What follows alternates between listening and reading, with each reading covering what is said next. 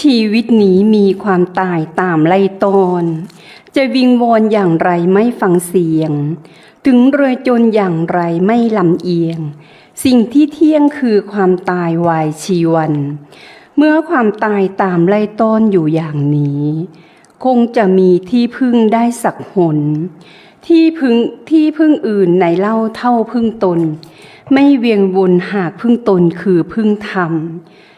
จะพึ่งธรรมต้องยอมรับซึ่งความจริงสรรพสิ่งตามธรรมชาตินั้น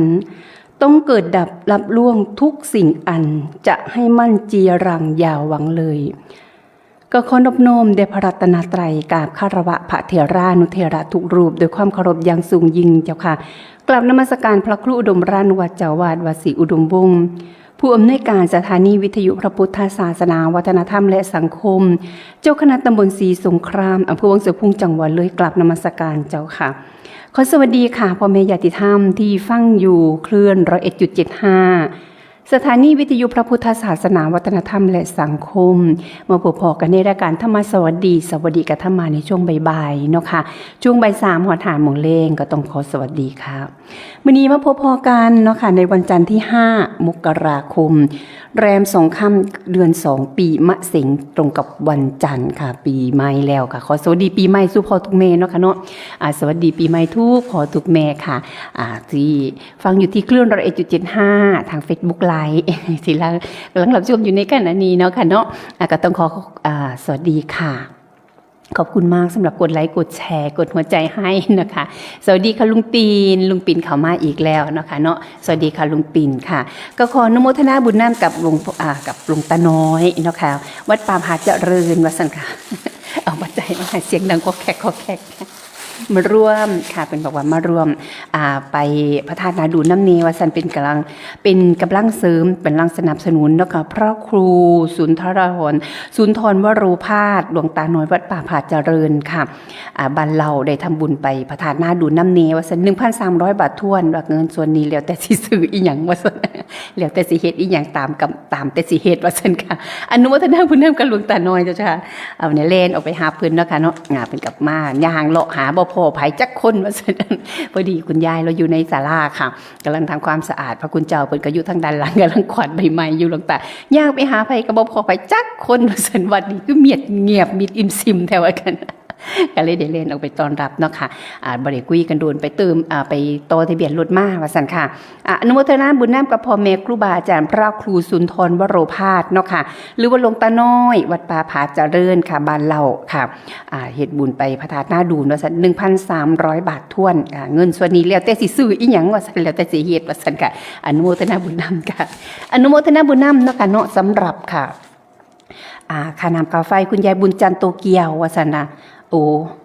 คุณยายบุญจันทร์โอนแล้วว่าสันโตเกียวว่าสันคุณยายบุญจันทร์โอนแล้วพร้อมครอบครัว500 บาทว่าสันค่ะอนุโมทนาบุญนำเนาะค่ะเนาะอนุโมทนาบุญนำกับคุณยายบุญจันทร์ค่ะคุณยายบุญจันทร์นี่กับคุณตาสิทธิ์บ่ค่ะถ้าจำบ่ผิดเนาะค่ะเนาะเพราะว่าตอนบุญปีใหม่เพิ่นกะเฮ็ดบุญมาพร้อมโอนมาแล้วว่าสันค่ะอนุโมทนาบุญนำกับคุณยายบุญจันทร์คุณตาสิทธิ์เนาะถ้าจำบ่ผิดค่ะ 1,000 บาทค่ะอนุโมทนาบุญนำนะคะสำหรับคุณยายบุญจันทร์ค่ะพร้อมครอบครัวอันนี้ไปพระธาตุนาดูนว่าซั่นค่ะไปพระธาตุนาดูนก็ 1,000 บาทคือกันค่ะอนุโมทนาบุญนำสำหรับเนาะค่ะเนาะสำหรับพ่อแม่ทุกพ่อทุกแม่เนาะค่ะที่บอกว่าเป็นกำลังเสริมกำลังสนับสนุนหรือว่าเป็นกำลังหลักเนาะค่ะในการถ่ายทอดสดค่ะถ่ายทอดสด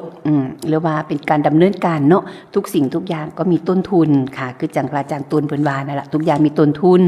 อนุโมทนาบุญนำกับพระธาตุนาดูนแม่หนุ่ยค่ะแม่หมอหนุ่ยบ้านโนนฟักเลย200 บาทคุณยายศักดิ์บ้านลุ่มค่ะอันนี้ก็200 บาทลุงดีสมพรนำอีก200 บาทค่ะไปเฮ็ดบุญน้ำพ่อน้ำแม่กันเนาะไปกราบพระบรมธาตุนาดูนน้ำกันเนาะค่ะเนาะไปสร้างบุญสร้างกุศลน้ำกันเนาะค่ะก่อนอื่นก็ต้องขอไว้อะไรให้กับดีเจสัมมาปีที่เพิ่นมาสัญญาจริงสัญญาใจกันว่าคุยกันพอสิไปอยู่อีหลาพอสิไปอยู่ว่าสิจะไปเป็นโคศกให้น้ำอยู่ว่าซั่นค่ะแต่ฮอดถึงเวลาเนาะสุขสิ่งทุกอย่างอันความตายนี่แขวนคอทุกบาดยางไผก็แขวนอ่อนตอนเสมอดามดอกดังกันเพิ่นก็ได้ทิ้งร่างวางสังขารค่ะไปมื้อเช้านี่มื้อเช้าว่านนี่เนาะค่ะเนาะมื้อเช้าแล้วเพิ่นก็แบบ เมื่อวานนี้พ่อแม่ครูบาอาจารย์ก็ไปให้กำลังใจอยู่ไปดูใจกันเป็นครั้งสุดท้ายค่ะสุดท้ายแล้วเพิ่นก็บอกว่าสุดท้ายก็ถึงเวลาของเพิ่นค่ะก็ฝากแต่ความอาลัยเนาะค่ะฝากไว้แต่คุณงามความดีที่เพิ่นได้เฮ็ดไว้เนาะสำหรับดีเจสัมมาปิได้มาซอยงานครูบาอาจารย์อยู่ตลอดเวลาค่ะบ่ว่าสิเป็นงานบวงสรวงหรือว่าเป็นดีเจหรือว่ามาซอยงานเนาะค่ะแล้วก็เพิ่นบอกว่าปีกายนี่ก็ไปค่ะพระธาตุนาดูลเนาะพระบรมธาตุนาดูลค่ะแต่สุดท้ายความตายก็ไล่ต้อนเนาะค่ะแล้วก็ไปอย่างสงบแล้วค่ะมีสมาธิไปนอนนิ่งๆไปพ่อแม่ครูบาอาจารย์ไปพระครูอุดมวรานุวัตรไปเพิ่นก็บอกว่าถ้าไม่ไหวก็ทิ้งมันซะทิ้งร่างวางสังขารซะแล้วก็เราก็ไปอย่างสงบค่ะแล้วก็ทำสมาธิของเราไปอย่างน่าจะยิ้มแย้มแจ่มใสค่ะแล้วก็เตรียมตนกับความตายมาหลายปีอยู่แล้วก็ว่าได้คุยกันเนาะค่ะเนาะได้คุยกันแล้วก็เพิ่นก็บอกเสียดายค่ะบ่ได้ไปซอยดอกเด้อว่าซั่นไปงานสัญญาใจว่าสิไปงานพระบรมธาตุนาดูลอยู่ครั้งสุดท้ายว่าซั่นค่ะสุดท้ายก็ไปบ่ฮอดเนาะค่ะเนาะสุดท้ายเรือก็ไม่ถึงฝั่งเนาะค่ะในวันที่พ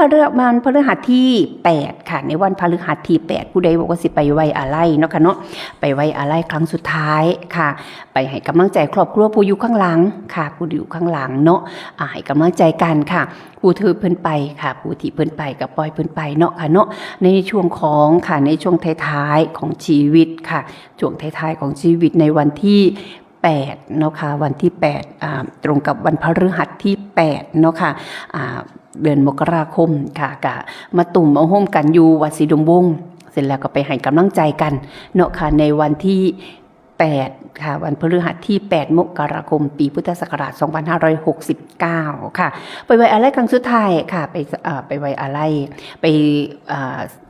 ให้กำลังใจค่ะสำหรับผู้ที่อยู่เนาะแล้วก็ไปให้ไว้อาลัยครั้งสุดท้ายไปให้กำลังใจกันเนาะค่ะก็ขอจากชวนอื่นๆผู้ใดสิไปกะกลิ้งกลางเข้าหาพ่อแม่ครูบาอาจารย์เนาะเขาก็สิได้ไปน้ำกันค่ะอยู่ค่ะบ้านนาโพหนองบัวค่ะอยู่หนองบัวลำพูเนาะหรือว่าจะเป็นนาวังนี่แหละบ่แน่ใจค่ะแต่ที่แน่ๆก็คือในวันที่8นี่แหละค่ะวันที่8เนาะวันพฤหัสที่8พฤหัสบดีที่8นี่แหละค่ะเอาสิได้ไปไว้อะไรกันสำหรับดีเจสัมมาปิก็สิฝากไว้ตั้งแต่คุณงามความดีค่ะฝากไว้แต่คุณงามความดีฝากแต่ไว้ตั้งแต่สิ่งที่เพิ่นมาซอยงานเฮาเนาะค่ะฝากไว้ในความทรงจำอนุโมทนาบุญนำสำหรับความงามความดีสำหรับดีเจสัมมาปีกันสิมีแต่ซื้อแล้วค่ะสิมีแต่ซื้อกันแล้วบัดที่นี้เนาะค่ะเนาะอนุโมทนาบุญนำสำหรับค่ะผ้าป่าสามัคคีเนาะค่ะในวันที่9วันที่10วันที่11ค่ะสำหรับผ้าป่าสามัคคีวัด3แยกเนาะค่ะวัด3แยกวัด3แยกบ้านสับเจริญเนาะค่ะวัด3แยกบ้านสับเจริญสวัสดีค่ะคุณแม่สมหญิงค่ะแม่สมหญิงมีชื่อก็เข้ามาชมหน่อยเนาะค่ะเนาะสวัสดีค่ะสำหรับวันที่10วันที่11อาจจะไปร่วมปฏิบัติธรรมค่ะเป็นออเดอร์ไปก่อนสำหรับไปปฏิบัติธรรมเนาะค่ะเนาะค่ะสำหรับใครจะปฏิบัติธรรมในครั้งนี้วันที่10วันที่11ค่ะบ้าน3แยกเนาะวัด3แยกบ้านนั้นบ้านสับเจริญค่ะบ้านแม่ติ๋มค่ะไปสมทบค่ะสวัสดีค่ะสวัสดีค่ะแม่สมหญิงค่ะสวัสดีเนาะค่ะเนาะแม่สมหญิงมีชื่อจากทางลพบุรีเนาะค่ะเนาะอนุโมทนาบุญนำสาธุสวัสดีเนาะค่ะเนาะสวัสดีปีใหม่กันอีกครั้งหนึ่งค่ะก็พอไม่ได้ยินพ่อแม่ครูบาอาจารย์ว่าอาจจะไปวันที่10วันที่10เนาะค่ะไปฟังเทศน์ฟังธรรมกันเช้าวันที่11ค่ะเช้าวันที่11เฮาก็ได้กลับมาค่ะเตรียมตนเพื่อที่สิไปค่ะเพื่อที่จะไปพระบรมธาตุนาดูลนะคะเนาะสวัสดีค่ะแม่หมอเอมเนาะค่ะเนาะเข้ามาชมในรายการเนาะขอบคุณหลายๆที่ให้กำลังใจค่ะอนุโมทนาบุญนำเนาะค่ะสำหรับผู้ที่เพิ่นบอกว่าเป็นคณะของแม่ตึงค่ะแม่ตึงห้วยไซคำค่ะแม่ตึงห้วยไซคำเนาะก็บอกว่า1รถตู้เด้อว่าซั่นค่ะ1รถตู้ว่าซั่นค่ะกำลังตุ่มกำลังหุ่มกันอีกอยู่ว่าซั่นว่าค่ะสำหรับได้10กว่าคนนี่ล่ะว่าซั่นค่ะเพิ่นว่า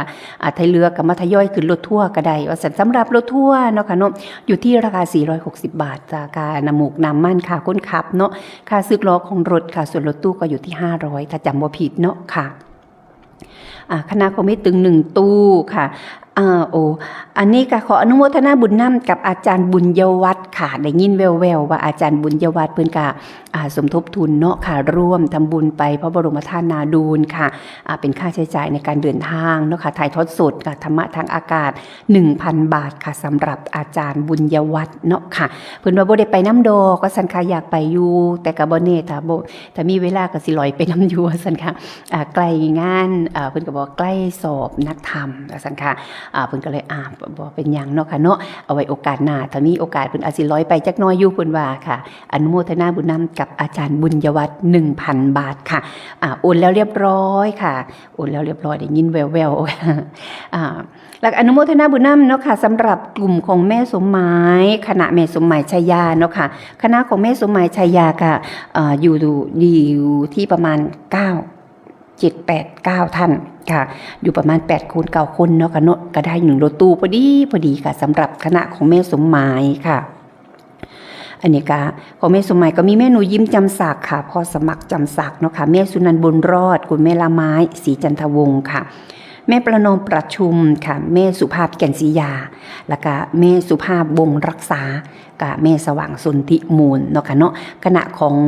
อันนี้ก็ของแม่สมหมายชัยยาบ้านบุงสไลเนาะค่ะอันนี้ก็ผู้ที่สนใจเนาะค่ะอยากจะบอกสอบถามติดต่อสอบถามได้ที่0950851122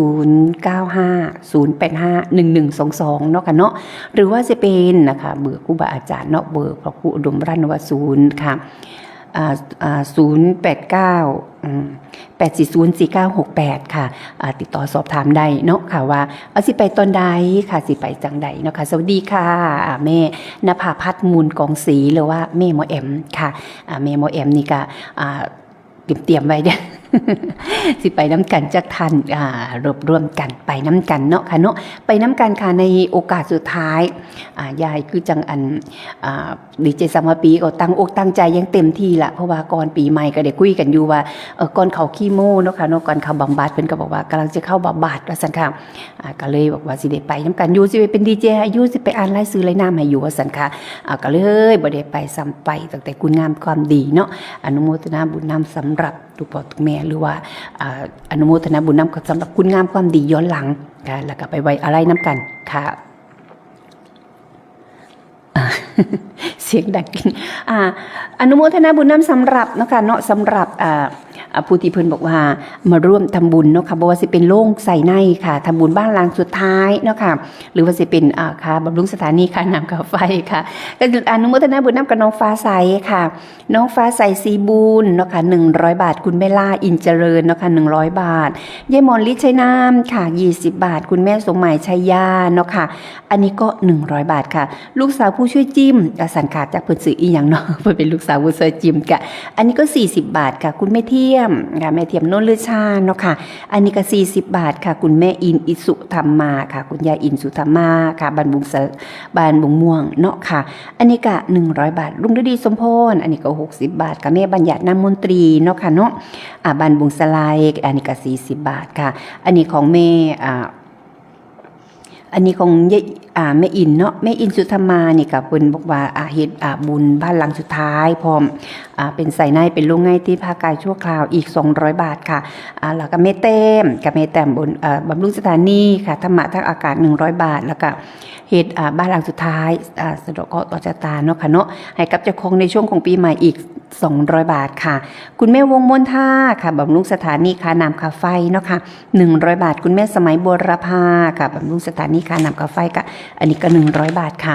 คุณแม่หลอดค่ะคุณแม่หลอดชัยพิลาเนาะค่ะอันนี้กับบำรุงสถานีค่าน้ำค่าไฟ100 บาทค่ะทำบ้านพักหลังสุดท้ายน้ำพร้อมอีก200 บาทค่ะคุณยายชีพัฒน์ยิ่งเจริญค่ะบำรุงสถานีค่าน้ำค่าไฟ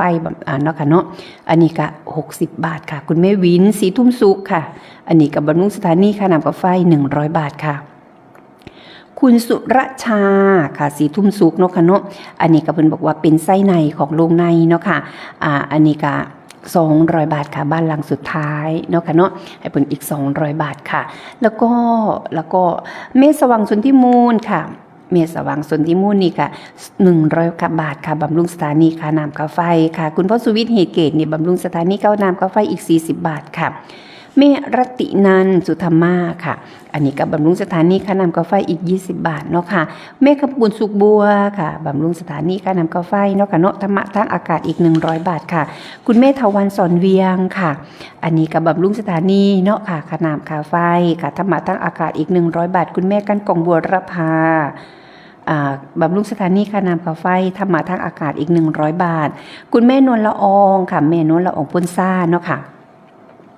อันนี้กับบำรุงสถานีค่ะค่าน้ำค่าไฟเนาะค่ะธรรมะทางอากาศอีก100 บาทคุณแม่เบญจวรรณค่ะแม่ชีเบญจวรรณศรีพลเมืองค่ะบำรุงสถานีค่ะค่าน้ำค่าไฟอีก40 บาทแม่ชีอยุธยาดีอุยหรือแม่ชีน้อยค่ะวัดศรีลมวงเนาะค่ะอีก40 บาทคุณแม่บุญมีบัวระพาค่ะอันนี้กับบำรุงสถานีเนาะค่ะค่าน้ำค่าไฟอีก40 บาทค่ะคุณแม่จันทาคงทนเนาะค่ะอันนี้กับบำรุงสถานีค่าน้ำค่าไฟอีก20 บาทค่ะแล้วก็คุณแม่คำชื่นกับคุณพ่อสาธิตพลสารเนาะค่ะอันนี้กับบำรุงสถานีค่าน้ำค่าไฟอีก70 บาทค่ะแล้วก็คุณแม่ภาวนาบุญชื่นค่ะบำรุงสถานีค่าน้ำค่าไฟเนาะค่ะอันนี้ก็100 บาทค่ะคุณลักษ์ค่ะคุณลักษ์สีเมืองเนาะค่ะเนาะบำรุงสถานีค่าน้ำค่าไฟอีก50 บาทค่ะแม่ชีแม่สมปองค่ะแม่สมปองบัวรพาเนาะค่ะเนาะอันนี้บำรุงสถานีค่าน้ำค่าไฟเนาะค่ะอีก100 บาทอนุโมทนาบุญน้ำสำหรับเนาะค่ะเนาะสำหรับผู้ที่เป็นบำรุงสถานีค่าน้ำค่าไฟธรรมะทางอากาศเนาะค่ะอนุโมทนาบุญน้ำสำหรับค่ะสำหรับที่เพิ่นมาเป็นกำลังหนุนกำลังหลักให้กับสำหรับสถานีวิทยุพระพุทธศาสนาวัฒนธรรมและสังคมคลื่น101.75เนาะค่ะอันนี้ก็จะเป็นเนาะค่ะเนาะเป็นผ้าป่าสามัคคีค่ะเป็นผ้าป่าสามัคคีหรือว่าจะเป็นค่าดำเนินงานถ่ายทอดสดในงานของการปฏิบัติธรรมสัญจรพระบรมธาตุนาดูลเนาะค่ะเพราะว่าไปครั้งนี้ก็สิต้องมีการทำผ้าป่าเพื่อที่สิเป็นค่าสถานที่ค่ะตรงซอยค่าสถานที่เพิ่นเข้าไปใส่สถานที่เพิ่นเนาะค่ะเนาะบางมองบางข้าวอาจจะต้องซึ่งมีความเสียหายอาจจะต้นไม้หักป่าหญ้าเพิ่นอาจสิเป็นเดินบางครั้งบางคราวอาจจะเป็นนั่งเนเฮ็ดนั่นเฮ็ดนี่ใส่ห้องน้ำเนาะใส่ห้องน้ำห้องในค่าน้ำค่าทาสำหรับการสถานที่เอาเป็นว่าเป็นผ้าป่าใช้สำหรับสถานที่เนาะค่ะเนาะค่าสถานที่ของเพิ่นนะคะหรือว่าสิเป็นค่ากันเทศผู้ใดบอกฟังเทศแล้วอยากฟังเทศเราประทับอกประทับใจอยากถวายกันเทศองค์นั้นองค์นี้กระแจงได้กับครูบาอาจารย์เนาะค่ะ0898004968ค่ะแล้วก็เป็นทั้งค่าถ่ายทอดสดค่ะกล้อง OB ที่เพิ่นเอามาจากกรุงเทพพุ่นล่ะค่ะถ่ายรูปงามๆค่ะมีโดรนเนาะถ่ายถึงโดรนขึ้นไปถ่ายออกมางามๆให้กับญาติธรรมของเฮาทางบ้านได้เห็นได้เบิ่งน้ำพร้อมหรือเฮาก็มาย้อนเบิ่งข้างหลังเนาะเรามันก็สิเอาภาพออกมาสวยงามค่ะแล้วก็ถึงห่มพระธาตุค่ะห่มผ้าพระธาตุพร้อมเนาะในมือนั้นก็เฮาก็เตรียมตุนให้พร้อมทุกอย่างมีค่าใช้จ่ายค่ะทุกอย่างก็มีค่าใช้จ่ายเนาะฉะนั้นเบากันไปซื้อว่าไปเฮ็ดบุญซื่อๆไปกราบไปสวดมนต์ไหว้พระซื่อๆก็ต้องมีทั้งค่ารถค่าล่าละเพราะว่าเฮาก็ย่างไปเองบ่ได้เนาะก็จะมีค่าน้ำมูกน้ำมันค่ารถค่าล่าล่ะค่ะอย่างน้อยๆก็เตรียมตัวไว้เนาะค่ะเตรียมตัวให้พร้อมซักซ้อมให้ดีท่าทีเฮาสิได้สง่าเนาะค่ะเนาะในมือนั้นค่ะในมือนั้นเราก็เตรียมตัวให้พร้อมค่ะผู้ที่ทำการที่ว่าเป็นตุนเข้าให้คนแรกก็คือพระครูอุดมวรานุวัฒน์เนาะค่ะเนาะอันนี้ก็ 1,000 บาทค่ะพระครูอุดมวรานุวัฒน์ค่ะ 1,000 บาทค่ะคุณแม่บุญศรีทวิลาเนาะค่ะอันนี้ก็500 บาทค่ะแม่ใบศรีเชียงสาเนาะค่ะอันนี้ก็500 บาทค่ะแม่ใบบรรลาดเนาะค่ะแม่คุณอธิษฐานค่ะจากกรุงเทพมหานครอันนี้ก็500 บาทค่ะแม่บอมมะลิแก้วค่ะแม่บอมมะลิแก้วอันนี้ก็300 บาทค่ะแม่โตตุลค่ะสำเนาเทวสัตว์เนาะค่ะเนาะอันนี้ก็300 บาทคุณแม่หมอแอมค่ะคุณแม่หมอแอมอันนี้ก็300 บาทค่ะคุณแม่สมจิตเน่าสนค่ะแม่สมจิตเน่าสนเนาะค่ะเนาะอันนี้ก็300 บาทค่ะแม่สมหญิงมีชื่อก็300 บาทค่ะคุณแม่สมหมายชัยยาค่ะแม่สมหมายชัยยาก็ 300 บาทคือกันรุ่งฤดีสมพรอันนี้200 บาทค่ะแม่โอจันทิล่าอันนี้ก็200 บาทเนาะค่ะแม่โอบ้านหนองนกเจ้าแม่แตงโอเด็ดขัดลำอันนี้ก็200 บาทค่ะคุณแม่ละไม้สีจันทวงศ์ค่ะบ้านบุงสไลอันนี้ก็200 บาทคุณแม่บัวจัดพรหมโสภาค่ะอันนี้บ้านน้ำห้วยเนาะค่ะอันนี้ก็200 บาทค่ะคุณแม่ทองศูนย์บริวัลเนาะค่ะอันนี้กาบ้านท่อบ้านโพนงามค่ะอันนี้ก็200 บาทค่ะแม่น้องนางหนองนกเจ้าหรือว่าแม่อรพินปลัดนูเนาะค่ะอันนี้ก็200 บาทค่ะคุณแม่ทองศรีเพ่งถ้ำค่ะจากบ้านพรประเสริฐเนาะค่ะเนาะอันนี้ก็200 บาททรงหายไก่เศร้าหรือยังเนาะแม่ทองศรีค่ะอันนี้คุณยายแก้ววังน้ำเย็นเติมบุญก็200 บาทคือกันค่ะคุณยายชิพัฒน์ยิ่งเจริญอันนี้ก็200 บาทวัดศรีดมวงค่ะอันนี้ก็แม่นีค่ะแม่นีกล้วยแขกเนาะค่ะเนาะอันนี้ก็200 บาทค่ะแม่ชีเบญจวรรณศรีพลเมืองค่ะวัดศรีดมวงเนาะค่ะเนาะอันนี้ก็200 บาทแม่วงมนทาค่ะค่ะสวัสดีค่ะคุณยายแตงอ่อนค่ะ สวัสดีปีใหม่ สวัสดีปีใหม่ค่ะแม่ค่ะ จ้าเนี่ยฟังอยู่ จ้ามื้อนี้ไปโหดผักคุณยายหรือยังเนาะค่ะ กำลังแต่งตัวเข้าไป ค่ะ จ้าเขามาฮดพักแล้วก็สิฮดบักอื้อบักแกงไปสันตัว โอ้ค่ะ ปลูกมะเยาะมะแยะไปเพราะได้ไปวัดไปว่านซื่อๆ แม่นอยู่ เพรามัน ค่ะ สิปลูกซื้อปลูกขายเด้จ้า อัน เอา รุ่น เอาฟัง รุ่นนี้บ่มีได้ขายแม่รุ่นนี้บ่มีได้ บ่ ขายมีแต่เฮ็ดบุญอย่างเดียว มีตั้งแต่ไปทำบุญอย่างเดียว แต่ปานนั้นก็บ่พอเนาะ คือพักเบิดไป2 รุ่น 3 รุ่นแล้วแม่นี่แม่รุ่นที่4แม่กำลังเริ่มนี่แม่ โอ้แต่ปานนั้นก็บ่พอเฮ็ดบุญเนาะติ ไปตั้งแต่วัด ผักรุ่นนี้ไปวัดอย่างเดียว ฟังอยู่เด้อ ค่ะ กำลังใจเด้อ ค่ะขอบคุณค่ะแม่ค่ะ จ้า ขอให้แม่มีสุขภาพแข็งแรงเด้อค่ะเด้อค่ะอยู่กับลูกกับหลานไปโดนๆค่ะ ค่ะสาธุค่ะสวัสดีค่ะคุณยายแตงอ่อนเด็ดขันลำเนาะค่ะเนาะจากบ้านพรประเสริฐบอกฟังอยู่ให้กำลังใจลูกหลานดีค่ะขอบคุณหลายๆเนาะค่ะเนาะสำหรับคุณยายแตงอ่อนเด็ดขันลำทางพรประเสริฐค่ะและการอนุโมทนาบุญน้ำกับแม่วงม่วนท่าค่ะบันหน่อยนานี่ก็200 บาทคือกันค่ะคุณยายแพงอารมณ์เนาะค่ะคุณยายแพงอารมณ์ค่ะอันนี้กับบันเราใหญ่ค่ะ300 บาทเนาะค่ะคุณแม่สมัครราชบัวศรีค่ะอันนี้กับบันน้ำห้วยเนาะค่ะ200 บาทค่ะคุณยายกันสุวรรณโซนค่ะอันนี้บันศรีสงครามเนาะค่ะอันนี้ก็200 บาทค่ะอันนี้กับคุณยายเนียมอาจภาษาบานศรีสงครามค่ะอันนี้ก็200 บาทแม่นางขันพิทักษ์สริงคารค่ะบ้านเลิงเนาะค่ะ300 บาทค่ะคุณแม่ภาวนาบุญชื่นบ้านบุงสไลเนาะค่ะอันนี้ก็300 บาทคือกันค่ะพระไกรสอนสุมโนดรเจนวัดศรีอุดมวงศ์เนาะค่ะอันนี้ก็500 บาทค่ะพระมังกรค่ะวัดศรีอุดมวงศ์เนาะค่ะเนาะหลวงพี่มังกรก็300 บาทคือกันค่ะพระวิชัยอนาลโยค่ะวัดศรีอุดมวงศ์เนาะค่ะอันนี้ก็300 บาทคือกันค่ะพระอาทิตย์ธรรมธีโรค่ะวัดศรีอุดมวงศ์เนาะค่ะอันนี้ก็300 บาทคือกันค่ะหลวงตาจอมค่ะหลวงตาจอมนี่อยู่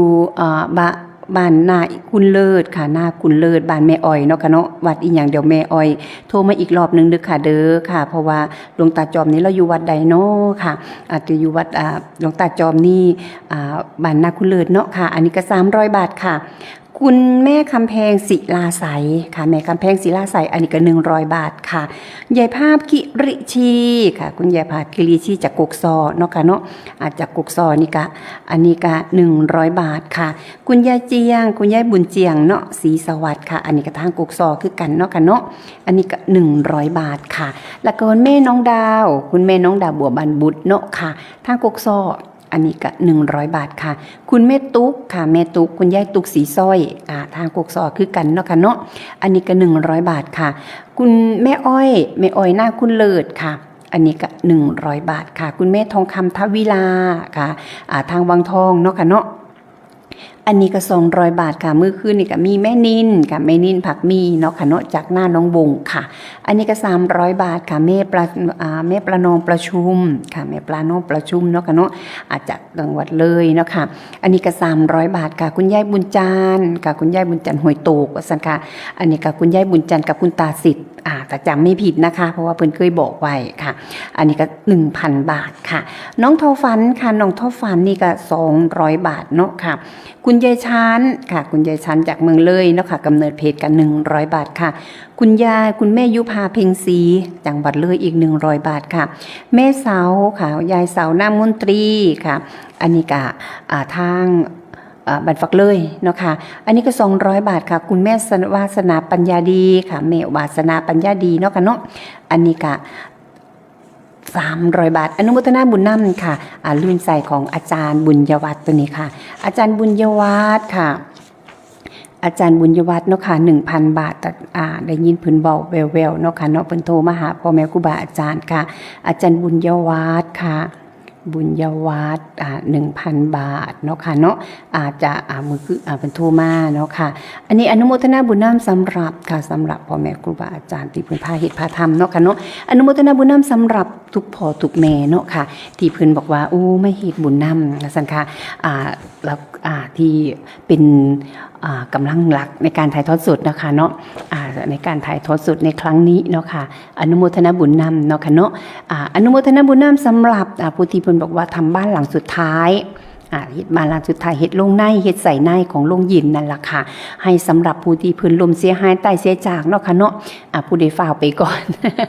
ผู้ใดฟ้าวไปก่อนผู้ใดฟ้าวไปก่อนทั้งนี้ยังบ่ฟ้าวเที่ยวเฮ็ดลงทรงให้เนาะค่ะเฮ็ดลงทรงให้กับคนแรกค่ะผู้แรกแหกมาเลยกับคุณตาเนียงค่ะคุณตาเนียงศรีเมืองค่ะพร้อมกับครอบครัวลูกๆหลานๆเนาะค่ะตุ่มหุ่มกันกะ1,000 บาทค่ะคุณเมตตาจากนอร์เวย์ค่ะอยู่เมตตาจากนอร์เวย์เนาะค่ะเนาะอันนี้ก็ 1,000 บาทค่ะนางสาวธัญชนค่ะนางสาวธัญชนบ้านบุงสะไลเนาะค่ะเนาะบ้านบุงสะไลนะคะบุงสะไลนี่ก็500 บาทค่ะแล้วก็มีผู้ใหญ่ดาวผู้ใหญ่ดาวบุงสลายอีก500 บาทเนาะค่ะคุณอธิษฐานจากกรุงเทพมหานครเนาะค่ะอันนี้ก็500 บาทค่ะแล้วก็แม่ใบค่ะแม่ใบสีเชียงสาจากบัลลาดเนาะค่ะอันนี้ก็300 บาทค่ะแม่น้องนางค่ะแม่น้องนางหนองนกเจ้าหรือแม่อรพินปลัดนูเนาะค่ะอันนี้ก็300 บาทค่ะคุณแม่หมอเอ็มค่ะแม่หมอเอ็มเนาะค่ะเนาะทางกุกซอค่ะอันนี้ก็500 บาทค่ะคุณแม่บัวจัดพรหมโสภาแม่บัวจัดพรหมโสภานำห้วยเนาะค่ะอันนี้ก็300 บาทค่ะคุณแม่สมจิตเนาโซนจากอย่างเดียวเนาะค่ะอันนี้ก็รวมเป็นเจ้าภาพน้ำพร้อมอีก300 บาทค่ะแม่ลำไพอุตรีค่ะอันนี้ก็300 บาทค่ะอันนี้อยู่ที่หน้าหลักเนาะน่าจะแล้วหน้าหลักถ้าจำบ่ผิดแม่นิดบัวรภาค่ะบ้านบุงม่วงเนาะค่ะเนาะอันนี้ก็300 บาทค่ะคุณแม่สมหญิงมีชื่อจากลพบุรีเนาะค่ะเนาะลพบุรีนี่ก็300 บาทค่ะแม่โอจันทิล่าค่ะแม่โอจันทิล่าหรือแม่ประเพียรจันทิล่าแม่โอน้องนกเจ้าก็200 บาทเนาะค่ะแล้วก็คุณแม่ละไม้ค่ะแม่ละไม้ศรีจันทวงศ์เนาะค่ะอันนี้ก็200 บาทค่ะคุณยายชีพัฒน์ยิ่งเจริญค่ะอันนี้กับบาทศรีอุดมวงศ์ก็200 บาทค่ะคุณแม่ล่าค่ะแม่ล่าอินเจริญเนาะค่ะเนาะทางบ้านบุงม่วงเนาะค่ะอันนี้ก็200 บาทค่ะแม่บัวลาบุญเข็มค่ะแม่บัวลาบุญเข็มทางบ้านบุงสไลก็200 บาทค่ะคุณแม่บุญศรีทวิลาค่ะบ้านวังทองเนาะค่ะเนาะอันนี้ก็200 บาทค่ะคุณแม่แตงอ่อนเด็ดคัดลำเนาะค่ะบ้านพรประเสริฐอีก300 บาทค่ะคุณแม่ทองใบสายซิมค่ะแม่ทองใบสายซิมเนาะค่ะเนาะอันนี้ก็200 บาทค่ะคุณแม่สมหมายชัยยาค่ะบ้านบุงสไลเนาะค่ะเนาะอันนี้ค่ะ200 บาทค่ะแม่อนงนิดค่ะสุนทรสารทูลหรือว่าแม่ตูงเนาะค่ะเนาะอันนี้ก็200 บาทค่ะแม่สิงโตค่ะแม่สิงโตบ้านติดต่อเนาะค่ะเนาะอันนี้ก็200 บาทค่ะรุ่งฤดีสมพรค่ะอันนี้ก็200 บาทค่ะจ่ายแล้วเรียบร้อย พอใจก่อนซ้ำมีเงินพ่อสุวิทย์เหตุเกตค่ะพ่อสุวิทย์เหตุเกตนี่ก็อันนี้ก็200 บาทเนาะค่ะคุณแม่สมจิตค่ะแม่สมจิตพ่นซ่าเนาะค่ะเนาะอันนี้ก็จ่ายแล้วค่ะอันนี้ก็200 บาทคุณแม่หลอดชัยพิลาค่ะแม่หลอดชัยพิลาเนาะค่ะเนาะอันนี้ก็200 บาทค่ะ แม่อินสุธรรมาค่ะแม่อินสุธรรมาเนาะค่ะเนาะ200 บาทค่ะแม่เทียมโนนลือชาเนาะค่ะเนาะอันนี้ก็200 บาทค่ะน้องทอฝันค่ะน้องทอฝันอันนี้ก็200 บาทค่ะแม่จอมพันธ์เสน่ห์ค่ะ100 บาทเนาะค่ะแม่มะลิวันค่ะแม่มะลิวันแพทย์ประสิทธิ์เนาะค่ะเนาะบ้านกลางเชียงคานเนาะค่ะอันนี้ก็100 บาทค่ะแม่ทองศูนย์บริวารค่ะอันนี้ก็100 บาทแม่ทองศรีเพ่งธรรมเนาะค่ะเนาะแม่ทองศรีเพ่งธรรมนี่ก็300 บาทค่ะแม่ทองศรีเพ่งธรรมนี่300 บาทค่ะคุณยายนาค่ะบุญจันทร์เนาะค่ะจากชัยภูมิอันนี้ก็500 บาทค่ะแม่ทุนค่ะแม่ทุนสุรินทร์ค่ะอันนี้ก็100 บาทค่ะคุณยายเพ่งอารมณ์นะคะคุณยายเพ่งอารมณ์เนาะค่ะเนาะบ้านเราใหญ่200 บาทแม่สมัครราชบัวศรีค่ะอันนี้ก็บ้านน้ำห้วยค่ะอันนี้ก็100 บาทค่ะคุณแม่สุดท้ายค่ะแม่สุดท้ายนี่ก็ทางน้องนกเจ้าเนาะค่ะเนาะ200 บาทค่ะนางสาวปานัดดาค่ะปานัดดาศิลาเทพเนาะค่ะเนาะอันนี้ก็500 บาทบานน้อยหน้าค่ะคุณยายกันสุวรรณโสนค่ะคุณยายกันสุวรรณโสนเนาะค่ะเนาะเพิ่นก็สิมีบัญชีสงครามเนาะค่ะอันนี้เพิ่นก็สิบอกว่าค่าน้ำค่าไฟ100 บาทเนาะค่ะเนาะแล้วก็เฮ็ดไปพัฒนาดูนน้ำพร้อม200 บาทว่าซั่นค่ะแล้วก็เป็นค่าโล่งพร้อม100 บาทว่าซั่นค่ะเป็นกำลังเสริมเนาะค่ะเนาะคุณยายตรีอุทธาบ้านน้อยนาค่ะยายตรีอุทธาบ้านน้อยนาเนาะค่ะอันนี้ก็100 บาทค่ะคุณพ่อบุญทันคุณแม่บุญมากแบกบุญค่ะบ้านปูนทองอันนี้ก็200 บาทเนาะค่ะแม่มะลิวงศาเสนาบ้านแสงดาวเนาะค่ะอันนี้ก็500 บาทค่ะคุณแม่สุภาพวงรักษาบ้านน่ารักเนาะค่ะเนาะอันนี้ก็100 บาทคือกันค่ะแล้วก็พ่อโต้งค่ะพ่อโต้งทางหน้าน้องบงเนาะค่ะเนาะอันนี้ก็200 บาทคือกันค่ะแล้วก็คุณแม่ค่ะแม่นางขานพิทักษ์ริงคารค่ะบ้านเลิงเนาะค่ะอันนี้ก็200 บาทคือกันค่ะแม่ตรีอุทาค่ะแม่ตรีอุทาเฮ็ด2อย่างทั้งค่าน้ำค่าไฟ100แล้วก็เฮ็ดโล่งน้ำพร้อมว่าซั่นค่ะสมทบเฮ็ดโล่งน้ำพร้อมไส้ในพร้อมอีก300 บาทเนาะค่ะเนาะจัดทำโรงศพซื้ออุปกรณ์มาเฮ็ดนะคะแม่นินพักมีค่ะแม่นินพักมีทางหน้าน้องบงเนาะค่ะอันนี้ก็ร่วมด้วยช่วยกันค่ะอีก200 บาทอนุโมทนาบุญนำแม่จามจุรีระยันค่ะหรือว่าพี่นิวค่ะพี่นิวทางเมืองเลยเนาะค่ะเนาะอันนี้ก็200 บาทค่ะอนุโมทนาบุญนำเนาะค่ะแล้วก็คุณจิราพรบัวรภาอันนี้ก็300 บาทเนาะค่ะแม่คำชื่นพลซากับพ่อสถิตพลซาเนาะค่ะอันนี้ก็200 บาทค่ะคุณแม่พรทิพย์ค่ะแม่พรทิพย์ดีสุทธิค่ะดีสุทธิหรือว่าพี่น้อยขางวัด ลูกสาวยายบัวบานว่าซั่นค่ะลูกสาวยายบัวบานพี่น้อยสุทธินะคะเนาะอันนี้ก็บ้านน้อยนานี่แหละค่ะพี่น้อยข้างวัด1,000 บาทเนาะค่ะคุณชันชัยศิลาใสค่ะคุณชันชั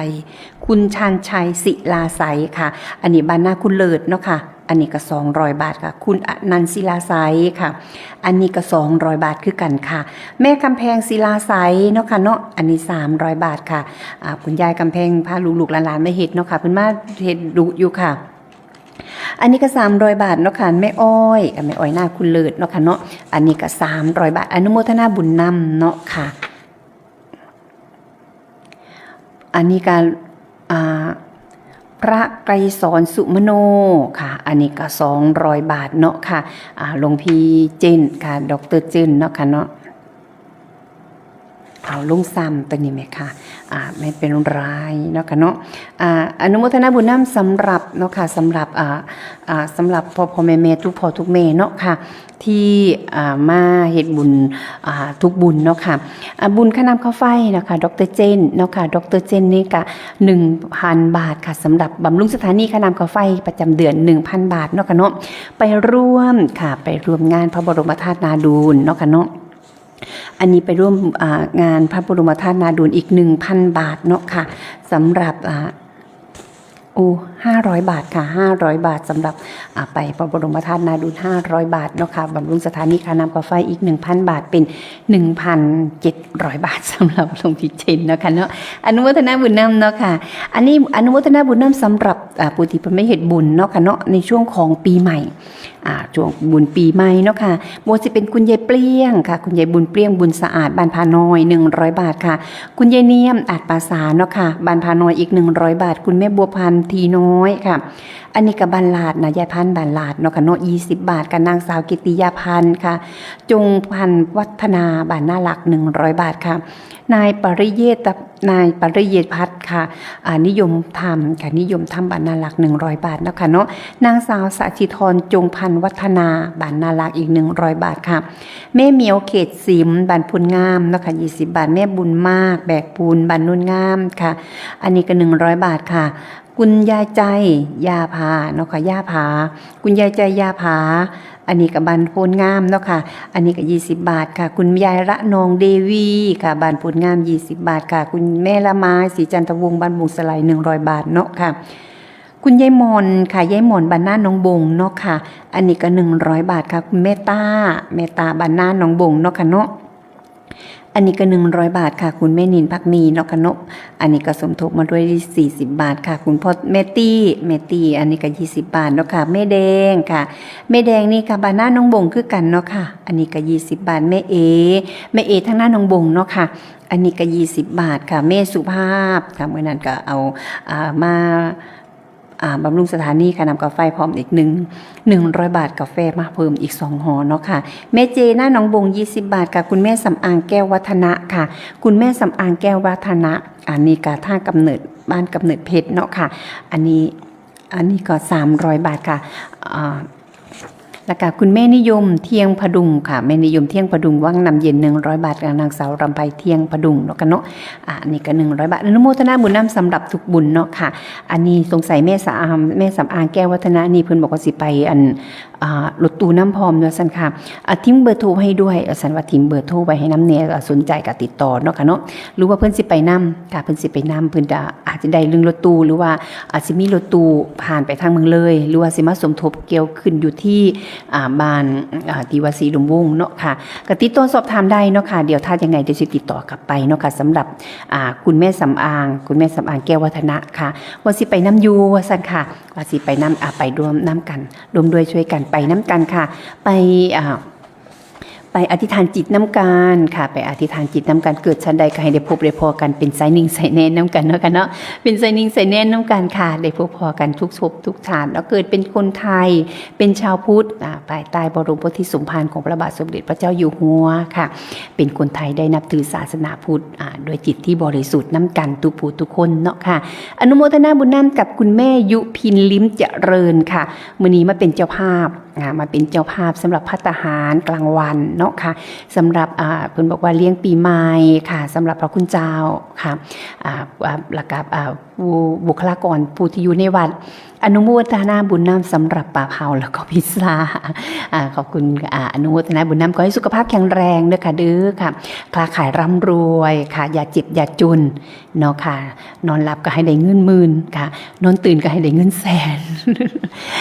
แบนมือไปให้ได้แก้วมณีโชติมีสุขภาพที่แข็งแรงไปทั้งใดก็เพื่อให้เจอกัลยาณมิตรที่ดีเนาะค่ะทุกพ่อทุกแม่นั่นล่ะค่ะอย่าเจ็บอย่าจนค่ะไปทั้งใดก็ไปง่ายมากคล่องซื้อง่ายขายคล่องเนาะค่ะอนุโมทนาบุญนำสำหรับทุกพ่อทุกแม่เนาะค่ะอนุโมทนาบุญนำอย่าลืมอย่าพลาดในวันที่เนาะค่ะในวันที่8วันพฤหัสที่8นะคะวันพฤหัสบดีที่8ค่ะเดือนมกราคมปีพุทธศักราช2569ไปร่วมไว้อาลัยให้กับดีเจสัมมาปินะคะเนาะอย่าทำทางไกลของเฮาทางนาวังนากลางปุละค่ะทางหนองบัวลำพูเฮาก็ไปให้กำลังใจกันค่ะไปส่งท้ายไปบึงสุดท้ายน้ำกันเนาะค่ะสุดท้ายก็ไป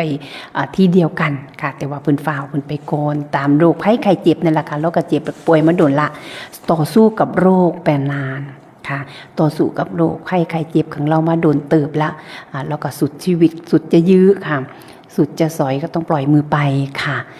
สุดท้ายผู้คนก็ต้องเจอมองนี้คือกันละค่ะสุดท้ายก็ต้องเจอกันที่บ้านหลังสุดท้ายค่ะก็คือเป็นโมเผากะจี คือการเบอร์สุบูสุคนเนาะค่ะให้กำลังใจกันไปให้กำลังใจกันนะคะในวันที่ วันพฤหัสที่8เนาะค่ะเนาะวันพฤหัสที่8ค่ะตรงกับวันพฤหัสนี่แหละค่ะใกล้ๆมอนี่แหละค่ะไปให้กำลังใจกันสำหรับดีเจสัมมาปิเนาะค่ะสวัสดีค่ะสวัสดีธรรมาค่ะนะลุง สวัสดีธรรมะค่ะแม่ฝ้ายค่ะ มาแจ้งนะลุง จ้า อันรถนะ ค่ะ ไปขึ้นรถตู้น่ะเมโตรบ้านหนังหวาว่า โอ้ค่ะได้บ่เป็นหยังค่ะค่ะพอดีมันก็อยู่ในกลุ่มเดียวกันเนาะมันอยู่บ่ไกลกันก็พอดีก็ไป ทางไก่เพิ่นก็บ่เต็มรถแล้วเพิ่นก็เลยสวนขึ้นนำก็เลยไปน้ำเพิ่น โอ้ พอ ได้ ได้ค่ะเฮาก็ไปพ้อกันอยู่พุ่นคือเก่าซะสำหรับสาวน้อยคนสวยเป็นจังได๋ล่ะหนูจะไปกับยายลุง ติดลมใหญ่ลุงไปได้ก็อย่าไปนำไปพ้อกันนู่น เอาไปพ้อกันอยู่พุ่น ไปงกันเอา โอ้ไปอยู่พุ่นคือเก่าไปพ้อกันอยู่พุ่นคือเก่าค่ะบ่เป็นหยังค่ะพอดีแล้วค่ะเพราะว่าทางทีมของเมโตเพิ่นสิได้เต็มขั้นเนาะค่ะเนาะ จ้าพอดีบอกโอ้ยไปน้ำยายเนาะว่าหั่นถูกบ่ ได้ค่ะ จ้าว่าหั่น จะได้ค่ะบ่เป็นหยังค่ะ เพราะว่าทางนี้ก็สิจัดใจ ให้นะลุงเสกขนขึ้นรถให้พอดีเนาะบ่เนี่ย จ้าได้ค่ะแม่ค่ะ จ้าไปว่าใหญ่ล้านขึ้นนำไม่โตแล้ว อ๋อค่ะได้ค่ะ ค่ะ ไปโรงเรียนติค่ะน้องทอฝันบ่กลับเทียบ โร อง เรียนแล้วยังบ่กลับยา โอ้ค่ะจะกลับปานนี้ก็สิได้ยินเสียงแจ้วๆแล้วเนาะค่ะ ค่ะ เอาแค่นี้เนาะนะลูก จ้า เนาะ จ้าขอบคุณค่ะแม่ฝ้ายค่ะ จ้าส สวัสดีค่ะวัสดีค่ะ สวัสดีธรรมะสวัสดีกับแม่ฝ้ายเนาะค่ะเนาะสำหรับแม่ฝ้าย แด่สมเด็จพระนางเจ้าสิริกิติ์พระบรมราชินี นึกอนุโมทนาบุญน้ำสำหรับค่ะสำหรับพ่อแม่ที่ให้กำลังใจเนาะค่ะแจ้งงานแจ้งข่าวเข้ามาได้เนาะค่ะแจ้งเข้ามาได้สำหรับผู้ใดสิไปรถท่านใดค่ะตอนนี้กำลังเช็ครถสวัสดีค่ะ สวัสดีปีใหม่ สวัสดีปีใหม่ค่ะยายภาพค่ะ สวัสดีปีใหม่สุขภาพแข็งแรง มันสมปีเพิ่งจังมาตายไว้แฮ่ โอ้แล้วเป็นอันนี้มาโดนแล้วค่ะเมย์แล้วป่วยมาโดนแล้วค่ะ จัด ค่ะ เราสัญญาใจได้คุยกันแล้วว่าอุ้ยสิไปน้ำกันอยู่ว่าสันได้โทรหากันไลน์หากันวัง นุ่มๆอยู่ก่อฮัลโหล ค่ะ อายุยังบ่หลายแต่แม่อายุลืนหนูไปบ่โดน เราเป็นมาโดนละค่ะแม่เราเป็นมาโดนละ เป็นมะเร็งฮะ จ้าเป็นต่อมน้ำเหลืองค่ะ ค่ะ แล้วก็ลงลำไส้แล้วก็เราไปอยังสงบแม่อาจารย์ไปเบิ่งเล่าว่าเรานอนสมาธิไปเลยค่ะ ค่ะ ได้ลูกบอก น่าจะมีอยู่ค่ะ แต่ก็บ่ได้บ่ฮู้ว่าเพิ่นสิได้จักคนทางครอบครัวของเพิ่นก็บอกโอ้ยอยากให้ไปเรียนให้ว่าซั่นน่ะก็ไปค่ะก็ไปนั้นสัญญาใจกันได้คุยกันอยู่ว่าสิไปพระบรมธาตุนาดูนำกันว่าซั่นน่ะว่าสิไปนำกันอยู่สุดท้ายก็ไปบ่ถึง ดูนซับถึงเนาะ ค่ะ ยังบ่ทันได้เฒ่ายังหนุ่มๆอยู่เลยค่ะแม่ อันให้กำลังใจเด้อ ค่ะจ้าหนาวบ่ยาย หนาวอยู่ โอ้มื้อนี้หนูทางนี้บ่ค่อยหนาวปานใดค่ะ อ้าวแต่หักยายครับทำได้อยู่มือเศร้ามา เอ้า ก็ได้ แม่อยู่ค่ะกันบ่อาบแล้วมันมีความรู้สึกว่ามันบ่สวง มันหนาวมันเย็นๆนะคะ เอาทำมาสวัสดี ค่ะธรรมาสวัสดีธรรมาสวัสดีปีใหม่ด้วยค่ะให้คุณยายภาพมีสุขภาพแข็งแรงทรวงหายไข้เศร้าค่ะสำหรับ 19จัดโดย อันนี้สปอร์ตกับฟาวแต่สิไล อย่าฟาวไลสปอร์ตอย่าฟาวไลเปิ้นตังสปอร์ตไว้เนาะค่ะเอาเพิ่นก็อนุโมทนาบุญน้ำสำหรับทุกพ่อทุกแม่ที่แจ้งเข้ามาเนาะค่ะทางอันนี้ก็ทางของคณะของแม่โตคณะของแม่โตก็จะมีของแม่ฝ้ายกับแม่ฝ้ายกับน้องทอฟันก็ร่วมเดินทางไปกับคณะของแม่ฝ้ายเนาะค่ะเนาะทางพ่อแม่ครูบาอาจารย์พระอาจารย์นิรุตเพิ่นก็บอกว่าอาสิเตรียมคือกันละว่าซั่นค่ะอาสิเตรียมคือกันว่าจะเอาไปนํอยู่ว่าซั่นเอาลูกศิษย์ลูกหาติดตามไปนํเนาะค่ะไปร่วมค่ะไปเอาเกิดซะใดก็สิได้เป็นลูกศิษย์ลูกหาตามต่อยครูบาอาจารย์คือกันนั่นเด้อเนาะค่ะเพราะว่าเฮาเป็นสายนิ่งสายแน่นหรือเด็ดตั้งใจแล้วใจประสงค์สร้างกลางดงกะว่าทงแล้วแม่ ใจประสงค์ต่อทางกลางบ้านกะว่าดงแล้วเนาะตั้งใจสิไปแล้วทุกอย่างปานใดก็สิได้ไปตัวก็อยากไปเนาะ ถ้าครูบาอาจารย์บ่พาไปก็บ่ใส่สิได้ไปแล้วค่ะอยากไปก็บ่ได้ไปแล้วไปสิไปนั่งกับไผล่ะไปสวดมนต์กับไผล่ะไปฟังเทศน์ฟังธรรมนั่งสวดแจงกับไผล่ะบ่มีหมู่เนาะอย่างน้อยๆค่ะก็มีหมู่มีคณะค่ะมีหมู่มีคณะพาเฮ็ดพาธรรมมีครูบาอาจารย์พาเฮ็ดพาธรรมก็นั่งผู้เดียวแป๊บเดียวบ่ฮอดหานาทีก็ถึงเวลาอันสมควร นัตถิสันติพลังสุขขังตัวแล้ว ดังบ่ได้บ่ดนแล้วค่ะเอาเห็นหมอนเป็นสรณะเห็นที่นอนเป็นที่ตั้งนั่นล่ะค่ะเนาะบ่มีหมู่บ่มีคณะบ่มีกำลังใจเด้ค่ะคันไปจังสันมีกำลังใจเด้เนี่ยหมู่ก็นางเจ้าของสิบ่นอนจังได้กับบ่กล้าแล้วอายเพิ่นก็น่ะสิไปนอนกลางแจ้งเฮ็ดเจินเทินอยู่นี่ ก็บ่กล้าแล้วเนาะกันเนาะกันไปจังสันก็เอาแล้วค่ะไปนั่งนำกันไปฟังเทศน์ฟังธรรมนำกันวันนี้เห็นบอกว่าพ่อแม่ครูบาอาจารย์บอกว่ามีโปรเจคเตอร์อันบักย้ายหนึ่งค่ะ2 จอพุ่นน่ะสิไปอยู่เจใดก็ได้เห็นครูบาอาจารย์เบิดในบัดนี้เครื่องเสียงพร้อมค่ะของอาจารย์สมชายเนาะค่ะเนาะอาจารย์จุมสมชายทั้งเครื่องเสียงทั้งไฟแล้วบัดนี้เห็นหุงอามตามแล้วบัดนี้เห็นโฮโตยุ่งบ่แล้ว เห็นได้ยินเสียงหดหายเสียงหันใจพุ่นแล้วค่ะไปพระธาตุเนาะค่ะไปพระธาตุพนมเครื่องเสียงบ่สะใจโอ้ยก็เอาแล้วพญามารกรมทนแล้วเนาะค่ะเอาฟังเทศกับบ่ฮู้เรื่องได้ข้างๆก็คุยกันว่าบ่ฮู้เรื่องหยังแล้วมันก็นอนเท่านั้นตัวสิเป็นหยัง นอนกองกันกับน้องโทฟัน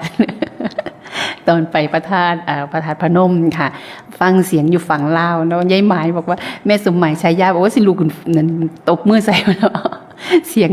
ดนตรีทางฟังพุ่นดังกว่าเสียงพระเนาะเสียงพระเทศเสียงพระธรรมเนี่ยโอ้ยบ่ได้ยินแล้วบัดทีนี้ก็เอาแล้วค่ะบ่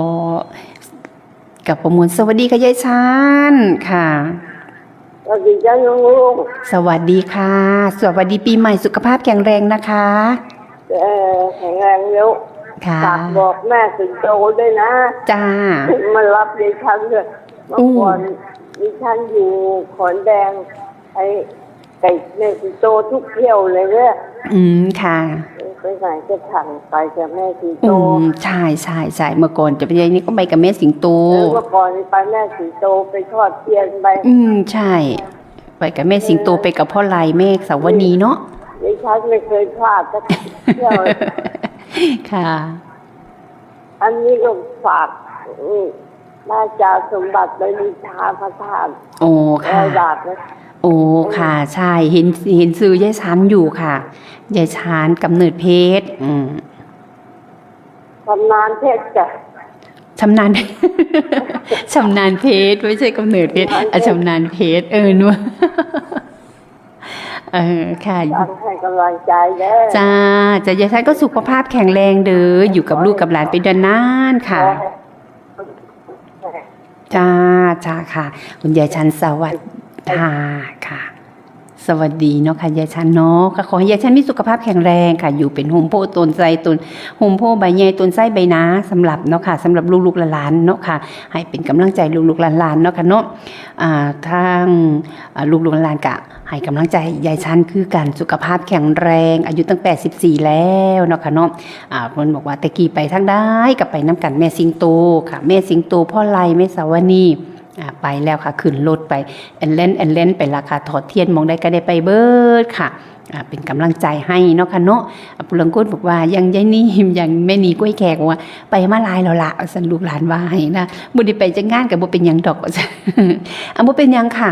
เดี๋ยวรอชมอยู่ที่บ้านอย่างแม่น้องนางก็บอกว่าอุ๊ยต่อโทรศัพท์ใส่กับจอโทรทัศน์เบิ่งเกิ่งพุ่นแล้วค่ะผู้ใดย่างกายก็เห็นพระอาจารย์องค์ใดขึ้นเทศก็ได้ยินนำกันพร้อมสวดมนต์บทใดก็เอากลางหนังสือใส่นำกันเลยว่าซั่นค่ะสาธุอนุโมทนาบุญนำเนาะทั้งแม่โอทางแม่โอประเพียรจันทิลาเนาะค่ะเนาะก็บอกว่าค่ะก็บอกว่าเอาละค่ะแม่โอก็บอกว่าไปน้ำกันของแม่โอก็1คันรถตู้เนาะค่ะ1รถตู้เนาะค่ะเนาะผู้ใดบอกว่าคน2คนน่ะบ่มีทางไปหรือว่าสิไปจังได๋ก็ติดต่อได้เนาะค่ะเนาะไปรถทัวร์น้ำกันก็ได้ค่ะทางบ้านน้องนกเจ้าอาจจะไปตอนแรกเพิ่นบอกว่ารถอีกคันนึงที่สิไปบอกว่าไปแล้วบ่กลับไปแล้วแบบไปแล้วกลับ ค่ะไปเรากลับไปกราบพากันอย่างเรากลับเลยเพิ่นก็ว่าเอาไปเอามาเลยบอกว่าบ่ไปละสังขารก็เลยไปนอนน้ำกันเลยปฏิบัติธรรมน้ำกันฟังเทศน์สวดแยกน้ำกันแล้วค่อยเมื่อบ้านในวันรุ่งขึ้นเนาะกันเนาะสำหรับของแม่โอค่ะทีมงานของแม่โอทางน้องนกเจ้าเนาะค่ะทีมงานของแม่โอแม่สุดท้ายทางน้องนกเจ้าก็1 คันรถค่ะทางบ้านน้อยนาบุกม่วงบุงสไลอาจจะจัดใส่รถทัวร์เนาะค่ะเนาะอาจจะจัดใส่รถทัวร์หรือว่าสิเป็นรถตู้แล้วแต่ครูบาอาจารย์สิจัดขึ้นเนาะค่ะทางบรรลาดค่ะบรรลาดทางบรรลาดคณะทีมงานของคณะแม่ใบสีเชียงสาเนาะค่ะกับแม่ทางวังทองแม่บุญศรีทวิลาอันนี้ก็ประมาณ8 หรือ 9 คนค่ะ8 หรือ 9 ท่านค่ะอันนี้ก็ทางของแม่ใบเนาะค่ะทางบ้านแม่หนูพิษชมพูวิเศษแม่หนูพิษชมพูวิเศษก็ว่าขออยู่2-3 คนเอาลูกหลานไปน้ำพร้อมว่าซั่นค่ะมาค่ะถ้าบ่ได้ถึงรถตู้เฮาก็ไปรถทัวร์นำกันเนาะม่วนซื่นโฮแซลไป1 เขาน้ำกันพร้อมค่ะไป1 เขาเป่าไฟน้ำกันเสร็จสับเรียบร้อยไป1 เขากินกันอยู่พุ่นล่ะ เอาหม้อ1เอาหม้อแหกแต่กระโปไปน้ำพร้อมเขาวันเฮาก็มีค่ะเอาไปน้ำคนละถ้วย2 ถ้วยก็ลำแก้ว2 แก้วเนาะเอาไปสมทบ1กันอยู่พุ่นโอ้ย1กันละก็จีเข่าซะแล้วสิแม่เอาเก่าจีเข่าห้อยเกลือเนาะจีเข่าอุ้ยสิแซ่บนี่ยังเหมือนกันดึกขึ้นมาจักหน่อยก็เริ่มหิวเข่าเนาะค่ะแล้วก็บักคำหวานไปบายเขาพร้อมค่ะสวัสดีค่ะแม่สมหมายสวัสดีปีใหม่ค่ะ สวัสดีปีใหม่ค่ะน้องลุง จ้า เอาแม่คือยินอาจารย์เพิ่นว่าแม่สมหมายเช็คมาเด้อเมื่อคืนนี่บัดเพิ่นสิลงน่ะน้องลุงบ่บอกเพิ่นติ บอกแล้วค่ะว่า6 คนนะไม่ยิ้มไม่ยิ้มกับสามีเพิ่นกับผอสมัครนะแล้วก็แม่นันค่ะแล้วก็แม่ไม้แม่รถแม่แค่นี้แหละเอาแล้วที่เมื่อวานนี้แม่บอกว่าแม่หนูยิ้มจำศักดิ์ค่ะแล้วพ่อสมัครจำศักดิ์แม่สุนันท์บุญรอดแม่ละไม้ศรีจันทวงศ์แม่ประนอมประชุมแม่ภาพแก่นศรียาแม่สุภาพวงรักษาแม่สว่างสนธิมูลในทีมงานของแม่หมายนะคะแม่เมียนบอกค่ะแม่ค่ะซึ่งของแม่ตึงนี่จะได้1 คันรถตู้แม่ตึงห้วยไซคำนะคะแม่ตึงแม่แอลวงนั้นรถตู้มองนี้รถตู้แล้วไม่หมายแล้ววันนี้แล้วก็เบิดรายการพอดีแล้วเราก็สิลงพอดีมีคนโทรเข้าเมื่อคืนนี่แม่ฟังอยู่ท่านโอ๋อค่ะอันนี้แจ้งอาจารย์แล้วค่ะแจ้งครูบาวันพฤหัสนี่ไปน้ำกันบ่แม่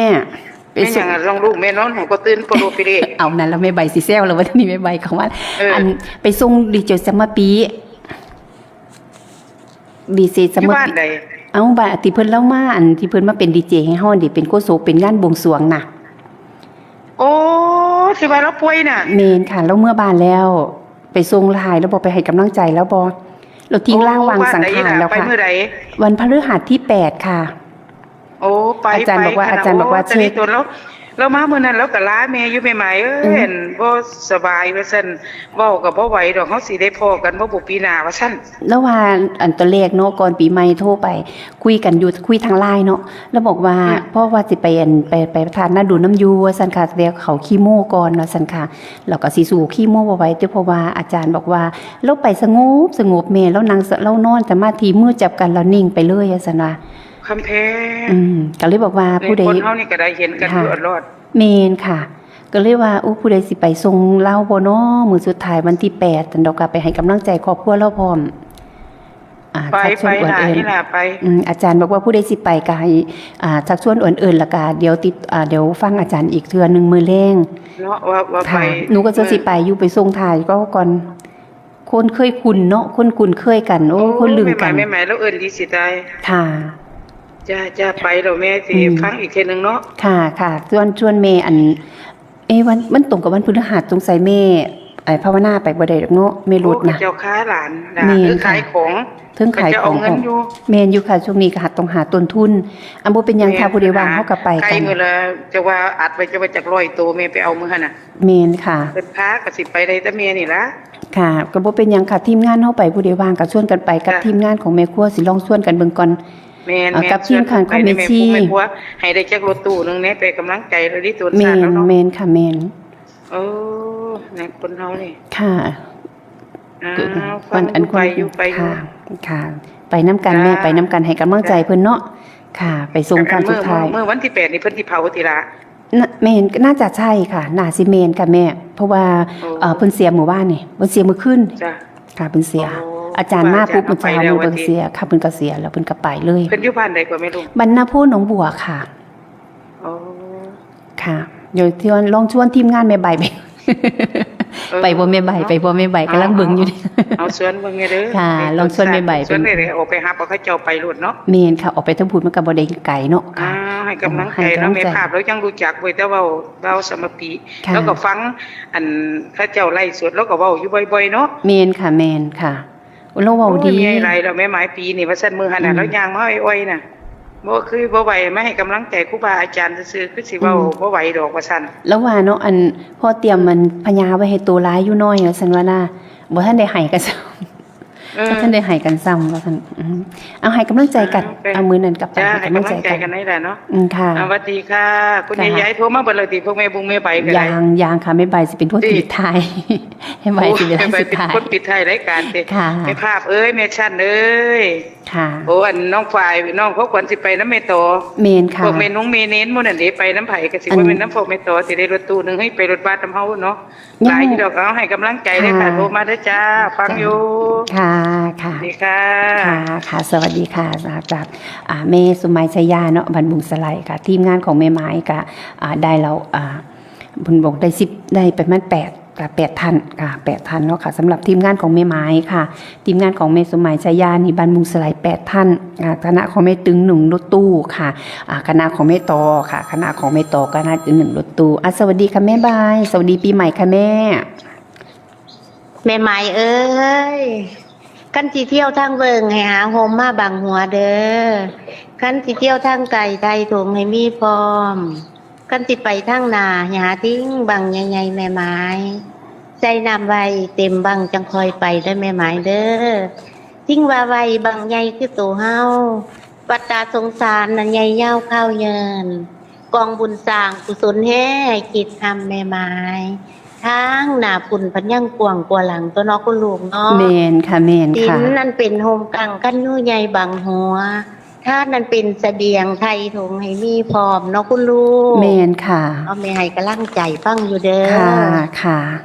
จ้าฟังอยู่อัน สวัสดีปีใหม่คุณลูก สวัสดีปีใหม่ค่ะแม่ สวัสดีแล้วก็ ค่ะ สวัสดีอีกว่ายิ้มบ่เต็มเนาะ ก็บอกว่าอยู่ใน แม่ไม้ อยู่ในช่วงของฤดูการส่งความสุข แม่ อืม เพื่อให้กำลังใจหมดสุขุสุขคนทุก ค่ะ พ่อทุกแม่ แสดงความไว้อาลัยน้ำคุณพ่อเนาะโอ้ ค่ะ ยบ่นึกบ่ฝันเนาะคุณลูกเนาะ ค่ะยังเว้ากันอยู่บ่โดนนี้ เห็ ก่อนปีใหม่นิดนึง เห็กัอยู่ลัดๆนะแม่ใบว่าโอ้ ค่ะ ยเนาะอีพ่อเสียงก็ดี แมน เจ้าก็ ค่ะ สั่งไปจังสั่นแท้ละฮะ อัน เอาอันโลกอันจังซี่มันบ่ปานนี่ผู้ใดเนาะคุณลูก เมนอยู่ค่ะ อืมมันบ่มันคือเบาหวานเนาะ เราก็ว่าเราสู่เต็มที่ ดูเต็มที่ของเราแล้วล่ะเนาะ ค่ะ เฮ็ดจังใดเอา โมอร์ฟีนก็จนว่าเบิด ให้ สู เฮา ตร เอามาจังใดก็ไปจังซั่นตัวน้อยแม่หมาย ค่ะ เออ ตอนนั้นเฮ็ด บ่ทันถึงเวลาเฮาก็อยากมาเกิดเพิ่นย้อนโลกนี่ให้เอาบ่เอาก็สิว่าซั่นตัวเนาะ อยากมาเกิด ฟาว เมียนฟาว เออ ฟังบ่คักเนาะ ค่ะ ผู้เอารับมากก็เลย ค่ะ จังเฮาว่าจะเอาโรคนี้เนาะเบาหวานเนาะเอาก็สิว่า แต่ละคนบ่คือกันเดี๋ยวขอบอยากลงมาเกิดก่อนอายุไขของเฮาเนาะ เพิ่นบอก เฮา ว่า ใส่กรรมใส่เวร แม่น ท่าน ค่ะ ได้ แม่น ได้ ค่ะ นี่เฮาก็ลาไปตามนั่นล่ะบ่มีผู้ใดอยากเป็นอยากตายจักคนดอก เมนอยู่ ฮอดว่าง ค่ะ ของเพิ่นเพิ่นก็ เพิ่น เฝ้าไปรับเอากองบุญกองกุศลของเพิ่นล่ะ แม่น เนาะ อยู่ค่ะหนูก็ว่าสิวางสันละเพราะว่าเพิ่นเฮ็ดบุญมาหลายบุญสิฟ้าวไปเอาตัวเนาะ แม่น เออ บ่ เพิ่น ไปเฮ็ดบุญมาหลายลูกก็บ่ไปเด้ บ่อย่าเป่า บ่ฟ้าวบ่ฟ้าว ใครสิไปก็ไปซักในใบบ่ไปดอกขอโทษยุงสิล่ะเนาะ บ่ฟ้าวเที่ยงบ่ยังบ่บ่คักใจอยู่ เราใหม่ๆว่าจังได๋ข่อยก็บ่คักใจได้เว้ากันนัวหัวกันม่วนยุงสิล่ะ ค่ะ บ่ได้ให้เว้าเรื่องความเป็นความตายเนาะจังสิเฮ็ด ค่ะ จังไดอยากเว้านัวหัวม่วน แม่นอยู่ หา ค่ะ กุศลสาสมบุญเป็นทุนค่ายามตายมาเฮาสิบ่ได้หวาดหวันเนาะ แม่นอยู่ค่ะ บ่ แม่ นั่งเศร้าบ่นั่งสั่นสนุกยิ้มปุยๆก่อนสิยุ่ยลงสู่ขุมแม่นตายก็บ่ได้เสียดายชีวิตแม่นบ่คุณ แม่ ลูก นแม่นค่ะ ถ้าเฮาได้สะสมบุญไว้อย่างเต็มที่อิ่มแล้วเอาไปจังใดก็ไป อิ่ม ยอมรับตัว อิ่มบ่เป็นเปิดบ่เป็นแล้วไปเฮ็ด อิ่ บุ ม ญ ได้ นะ เว้าเรื่องบุญเนาะคุณลูก ค่ะ เนาะแม่หมายก็จะหยอกเจ้าแล้วคนยิ้มย่อยๆหั่นล่ะเจ้า อันมีโอกาสไปน้ำกันบ่ล่ะแม่วันที่ แม่ แปด แม่บ่ทันให้รับปากคุณ เอ ลู อก เพราะ ค่ะ ว่า คอยแจ้งที่หลังเนาะเพราะว่าเบิ่งก่อนเพราะว่ามันไกล เพราะว่ามื้ออื่นเขาสิรับโตไปตัดอ้อยแม่ โอ้พอดีไปรับมีด เขาก็มากุ้มกับค่าเลขค่าเบอร์กับไปบ่ได้ แม่ บัดนี้ ไปลำดาบ แต่เศร้าว่าซั่นมื้ออื่นแม่คุณลูกเขาเปิดลง สิไปล่ำดาบดิ จังไดก็จังค่อยว่ากันใหม่เนาะ เอาลง มันค่าภารกิจตรงนี้ซอยลูกซอยหลานไป แมนค่ะ ที่แม่ใบแม่ไข่บ่ไปจัดมันก็บ่เต็มรถเพิ่น มันก็บ่มันบ่มวนอ้อยบ่หวาน มันบ่ม่วนที่นี่ไปมันม่วนเนาะ อ้อยบ่หวาน งต้องมี อ้อยบ่หวาน มีแห้งกันเว้าธรรมะกันเนาะ มวน มันก็เลย ปุ๊บไปแล้ว ม่วน ค่ะ เป็ เป็น น จำแง่ใส่กันก็ได้เก่าได้คันก็ได้หัวได้ล่ะคุณลูก เอาอัน จ้า อันทั้งบ้านโทรมาสองสายเราบ่ทันได้รับอยู่ แม่น หลังปีใหม่เราได้ย้ายว่าซั่น คุณลูก จ้าค่ะ อันให้กำลังใจเด้อแม่ ค่ะ ฟังอยู่นี่ล่ะท่อฟ้าฟังอยู่นี่ล่ะ ค่ะตำหูหนูนึกภาพอยู่ในตำปาก ตำหูอยู่นี่ล่ะ ตำหูตกๆ ฟังอยู่นี่ล่ะ อัน ผู้บ่นี่ก็จะแม่นบ่โทษเนาะผู้จังหนึงน่ะดาวจันทร์กังโกเพชรอีหยังอยู่ เอาเราไปอยู่ไสล่ะเฮ้อไปอยู่ไสล่ะ เอา เฮ้อ บ้านนั่นล่ะท่อฟ้าอยู่ โอ้ หั่นล่ะ ยขายฟันอยู่ใน ผู้ อีเม ใด ล โทษเด้อผู้ใดฟังอยู่จะหูหนวกตาบอดเด้ออันผู้ใดบ่โทษเนี่ยหูก็สิหนวกตาก็สิบอดเด้อเนาะ คันได้ยินแม่ใบแล้วก็ฟ้าวโทรนะจ๊ะ แม่บุญศ ส รี วัสดีค่ะให้กำลังใจเด้ ค่ะ อ จ้าค่ะสวัสดีค่ะแม่ใบสวัสดีปีใหม่นะคะอันในช่วงของฤดูกาลของการส่งท้ายปีเก่าต้อนรับปีใหม่เนาะค่ะเนาะในช่วงของเดือนมกราในช่วงของเดือนมกราเป็นช่วงของส่งความสุขให้กันนะคะเนาะสคสคือส่งความสุขเนาะค่ะอนุโมทนาบุญน้ำสำหรับทุกพ่อทุกแม่เนาะค่ะสำหรับทุกพ่อทุกแม่ที่ให้กำลังใจเฮานี่มั่วเมาดนในภัยสนแสนซ้ำอาศัยผู้เพิ่นหูค้านเอิ่นกูกเอาเฮานี่มั่วเมาวายเดินไปเทิงตาบอดพ่อแม่เอ้ยอาศัยผู้เพิ่นหูได้จูงเขาใส่ทางค่ะพอได้เห็นกระบวนเบื้องทางสิลงหอมไทยพอได้หูหอมแจงค้อนเลียวสิได้ตูนจันแล้วค่ะอนุโมทนาบุญนำเนาะความตายนี่มันแขวนข้อตุกบัดยางไผกับแขวนอ่อนตนเสมอดามดอกดังกันค่ะบ่อยากตายแล้วค่ะเหตุอย่างใดๆเนาะค่ะสุดท้ายก็ต้องแบบได้ตายแซ่บๆอย่างที่พ่อแม่ครูบาอาจารย์อย่างหลวงพ่อสมภพโชติปัญโยเพิ่นได้เว้าไว้ค่ะเหตุคุณงามความดีแล้วค่ะถ้าเฮามั่นใจแล้วว่าสิ่งที่เฮามีเนี่ยเสบียงเฮามีเต็มถุงเต็มไทยแล้วบ่ย่านที่สิถิ่มเฮียนใหม่ย้ายไปสู่เฮียนหลังเฮียนหลังเก่าย้ายไปสู่เฮียนหลังใหม่เนาะค่ะเนาะยังมาสังคันสวยขั้นกระบวยกันนำมือกิ้วค่ะเนี่ยมาสังคันสวยเฮ็ดจังไดแล้วล่ะบัดนี้ขั้นกระบวยกันนำมือกิ้วนำมือแล้วนำมือสิเฒ่าไปหน้าแล้วกูได้ก็ได้เนาะค่ะอนุโมทนาบุญนำสำหรับทุกพ่อทุกแม่ที่ให้กำลังใจบ่ว่าสิเป็นลุงปิ่นอาภรณ์นะคะเนาะแม่สมหญิงมีชื่อเนาะค่ะหรือว่าแม่นภาพัฒน์มูลกองศรีก็บุญกับคุณหลายๆเนาะค่ะสำหรับการกดไลค์กดแชร์ต้องมีการเคลื่อนหรือว่าจะมีการของ AI เขาสิได้จำแล้วก็เฮาบ่กดค่ะเอาแล้วเฮาก็นิ่งอยู่ซั่นแล้วบ่ติงคิงแล้ว AI ก็บ่ติงคิงนะคะเนาะทุกวันนี้โลกอยู่กับ AI เนาะค่ะเนาะโลกของการพัฒนาโลกของการเนาะค่ะเนาะโลกของวิวัฒนาเขาบอกว่าโลกของโซเชียลค่ะเป็นโลกของโซเชียลเนาะค่ะเป็นโลกของไอทีค่ะเป็นโลกของไอทีทุกสิ่งทุกอย่างเนาะค่ะ AI ก็สามารถจัดให้ได้เป็นรูปเป็นรูปคนเป็นรูปอีหยังก็ตามสั่งเป็นรูปเหมือนค่ะเอามาใส่ปุ๊บตัดแต่งนี่ปุ๊บนี่โน่นนั่นเป็นรูป AI ขึ้นมาเนาะบางสิ่งครั้งจริงแน่บ่จริงแน่ค่ะ AI สามารถทำได้เนาะค่ะเนาะฉะนั้นค่ะในช่วงที่เขามีโอกาสเนาะค่ะช่วงที่มีโอกาสค่ะกะทำคุณงามความดีกันไว้หลายๆค่ะคุณเฮากันยังบ่าวสมปีเนี่ยเพิ่นก็ตั้งอกตั้งใจเนาะค่ะเพิ่นก็เคยเว้ากันอยู่คุยกันอยู่ว่าสิไปอยู่ว่าซั่นค่ะสิไปประชาสัมพันธ์สิไปเว้ากันอยู่สำหรับงานเนาะค่ะพระบรมธาตุนาดูลค่ะเพิ่นก็ไปทุกปีเพิ่นก็อยากปีนี้เพิ่นว่าถ้าสังขารไหวก็จะไปว่าซั่นได้คุยกันเนาะได้ส่งไลน์คุยกันแต่สุดท้ายค่ะก็ไปไม่ถึงฝั่งเนาะค่ะแต่ก็สุดท้ายก็ให้กำลังใจเนาะค่ะปันนี้เพิ่นก็สิเบิ่งอยู่แล้วค่ะตามที่เพิ่นเฮ็ดมาเพิ่นก็เฮ็ดบุญมาหลาย เฮ็ดบุญมาหลายเนาะถึงในการที่บวชเรียนในบวรพระพุทธศาสนาก็เคยเป็นพระเนาะค่ะได้บวชได้บวชได้เรียนเนาะค่ะออกมาเป็นกระทายใช้วิชาความรู้ที่มีอยู่ค่ะในสิ่งที่ตัวเองชอบเนาะค่ะเป็นกมักไปในแนวการที่เผยแผ่อีกแบบนึงเนาะค่ะหรือเพื่อที่บำรุงพระพุทธศาสนาในการใช้เสียงเป็นกระจายเสียงในธรรมะอีกรูปแบบเป็นรูปแบบของการเฮฮาเป็นรูปแบบของความสนุกสนานค่ะแต่สามารถหยิบจับมาใช้ได้กับชีวิตจริงหรือว่าเป็นโครงกลอนโบราณหรือว่าเป็นปราชญ์อีสานเนาะเป็นพญาจังสินะคะเป็นกลเม็ดเคล็ดลับเล็กๆน้อยๆสามารถหยิบจับมาใช้กับชีวิตประจำวันใดเพิ่นก็มีทักษะในเรื่องของแบบนั้นเนาะค่ะเพิ่นก็บอกว่าสัญญาใจกันว่าสิไปสุดท้ายเนาะค่ะเนาะก็ไปได้แค่ชื่อเนาะค่ะเนาะก็ไปได้แต่ซื้อค่ะก็ไปได้แต่ซื้อกับจิตวิญญาณส่วนร่างกายและสังขารธาตุ4ขันธ์5ก็ไม่สามารถทนกับโรคภัยไข้เจ็บได้เนาะค่ะในช่วงของในยุคของโรคภัยไข้เจ็บลูกที่มันไม่สามารถไม่ปราณีใครสำหรับโรคมะเร็งเนาะค่ะก็ให้กำลังใจไปให้กำลังใจครอบครัวเพิ่นค่ะไปให้กำลังใจครอบครัวผู้ที่อยู่ข้างหลังเนาะค่ะไป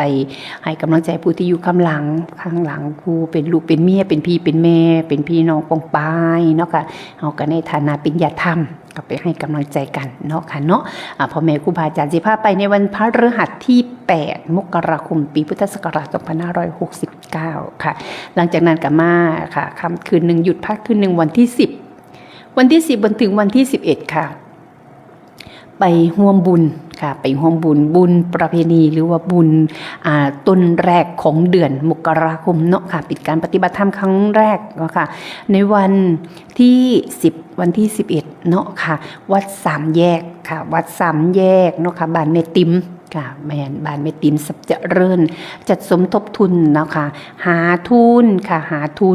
สำหรับที่เหตุลงหลังคาเป็นอะโลซิ่งว่าสันค่ะเปลี่ยนหลังคาเก่ามันพังมันผุสันอาจจะเป็นสังกะสีหรือว่าอาจจะเป็นกระเบื้องแต่ว่านี่เพิ่นบอกว่าไปซื้ออะโลซิ่งมาใส่ดีกว่ามันอยู่ทนกว่าว่าสันค่ะก็เลยจัดสมทบทุนหาทุนสร้างหาทุนซื้อเนาะค่ะเนาะไปรวมด้วยช่วยกันค่ะไปสะสมบุญค่ะไปสะสมบุญเป็นทุนค่าความตายมาบวชวันคือว่าแล้วเนาะค่ะเนาะบนนางสาวบนนางซันมีแต่ยิ้มปุยๆย่ามสิมีก็สู่คุมคือจังแม่ใบวานั่นล่ะค่ะซึ่งในของวันที่ไก่มอนี่แหละค่ะวันที่10วันที่11นี่แหละค่ะแล้วพ่อและแม่บอกอุ๊ยเพิ่นช่วงนี้สิไปไสได้บ่อันนี้เนาะเพราะว่าต้องเตรียมตนเตรียมตัวเตรียมแท้ที่สิไปหาต้นทุนค่ะหาทุนหาบุญหาทุนเนาะค่ะอาจจะไปตัดอ้อยกรีดยางเริ่มตัดอ้อยกรีดยางละบางคนก็บอกว่าอุ๊ยยางพักไว้ก่อนไปตัดอ้อยดีกว่าว่าซั่นค่ะเท่าเกษตรกรของเฮาเป็นกระดูกสันหลังของชาติเนาะค่ะเพื่อที่เตรียมหาทุนไปในวันที่17ถึงวันที่18เป็นงานใหญ่คน 2-3,000 คนเนาะค่ะเฮาก็ไปพบพอกับพี่น้องปองปายทางค่ะดินดำน้ำซุ่มกาฬสินธุ์ค่ะเนาะทั้งกาฬสินธุ์เนาะค่ะทั้งมหาสารคามทั้งขอนแก่นทั้งร้อยเอ็ดยโสธรเนาะค่ะมื้อนั้นไปอุกหลายผู้หลายคนเนาะไปแจกใบปลิวเพิ่นก็บอกอุ๊ยเคยไปแล้วสิไปอีกอยู่ว่าซั่นค่ะเอาไปค่ะไปน้ำกันไปพบพอน้ำกันเป็นเพื่อนร่วมชาติไปพี่น้องป้องปายสายเลือดเดียวกันไปสามัคคีสีมะคาในวันที่ค่ะวันที่17-18ก็เตรียมตั้งเข่าผู้ใดอยากไปกับพ่อแม่ครูบาอาจารย์เนาะค่ะทางได้ยินทางอาจารย์เนาะค่ะพระอาจารย์ทางอาจารย์นิรุตค่ะพระอาจารย์นิรุตนิติสาโรหรือว่าพระอาจารย์พระครูจริยสารธรรมเพิ่นก็เตรียมของเพิ่นคือการค่ะลูกเตรียมหาลูกศิษย์ลูกหาเพิ่นก็บอกว่าอยากไปน้ำอยู่ว่าซั่นค่ะเพิ่นก็สิบอกว่าเอาลูกศิษย์ลูกหาเพิ่นไปน้ำพร้อมญาติธรรมลงไปปฏิบัติธรรมน้ำพร้อมสำหรับของพ่อแม่ครูบาอาจารย์พระครูจริยสารธรรมหรือว่าพระอาจารย์นิรุตเพิ่นก็สิเอาไปน้ำอยู่ว่าซั่นค่ะญาติธรรมทางนาดวงเนาะค่ะเนาะทางวัดถ้ำผาหม้อก็สิไปนำเนาะค่ะเนาะแล้วทางพ่อแม่ครูบาอาจารย์ของพระอาจารย์นะคะพระอาจารย์พระครูสารการธีรคุณนะคะหรือว่าพระอาจารย์ใบบุญรับรองรูปเพจของเพิ่นนะคะญาติธรรมเนาะค่ะญาติธรรมของพระอาจารย์ใบบุญ แน่นอนจังเลยก็ต้องติดตาม ติดตามพ่อแม่ครูบาอาจารย์ไปร่วมปฏิบัติธรรมเนาะค่ะไปปฏิบัติธรรมนำกันเนาะค่ะบอกว่าทางบ้านทางของพระอาจารย์สอนเทศค่ะกสิมาเจอกันที่มหาสารคามค่ะฟังเทศน์ฟังธรรมอาจารย์กับทั่วฟ้าเมืองไทยกับไปฟังเทศน์ฟังธรรมนำกันแล้วก็ทั้งพระอาจารย์มหาสุริยาสุตรธรรมโม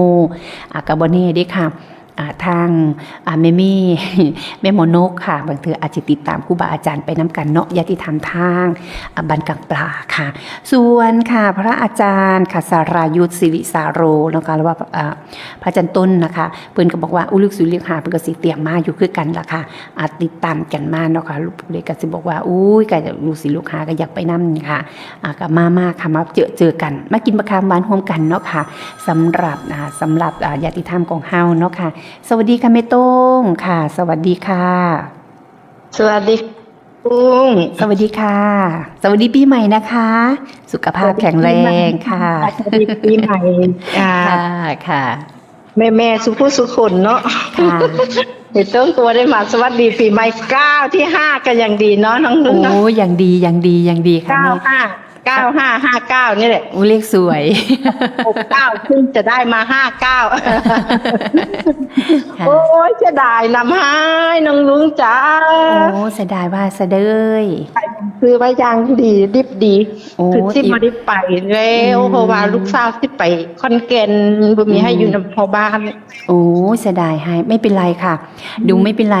โบได้ไปเขาก็ตั้งหน้าตั้งตาเบิ่งโทรทัศน์เบิ่งจอบังไงโทรทัศน์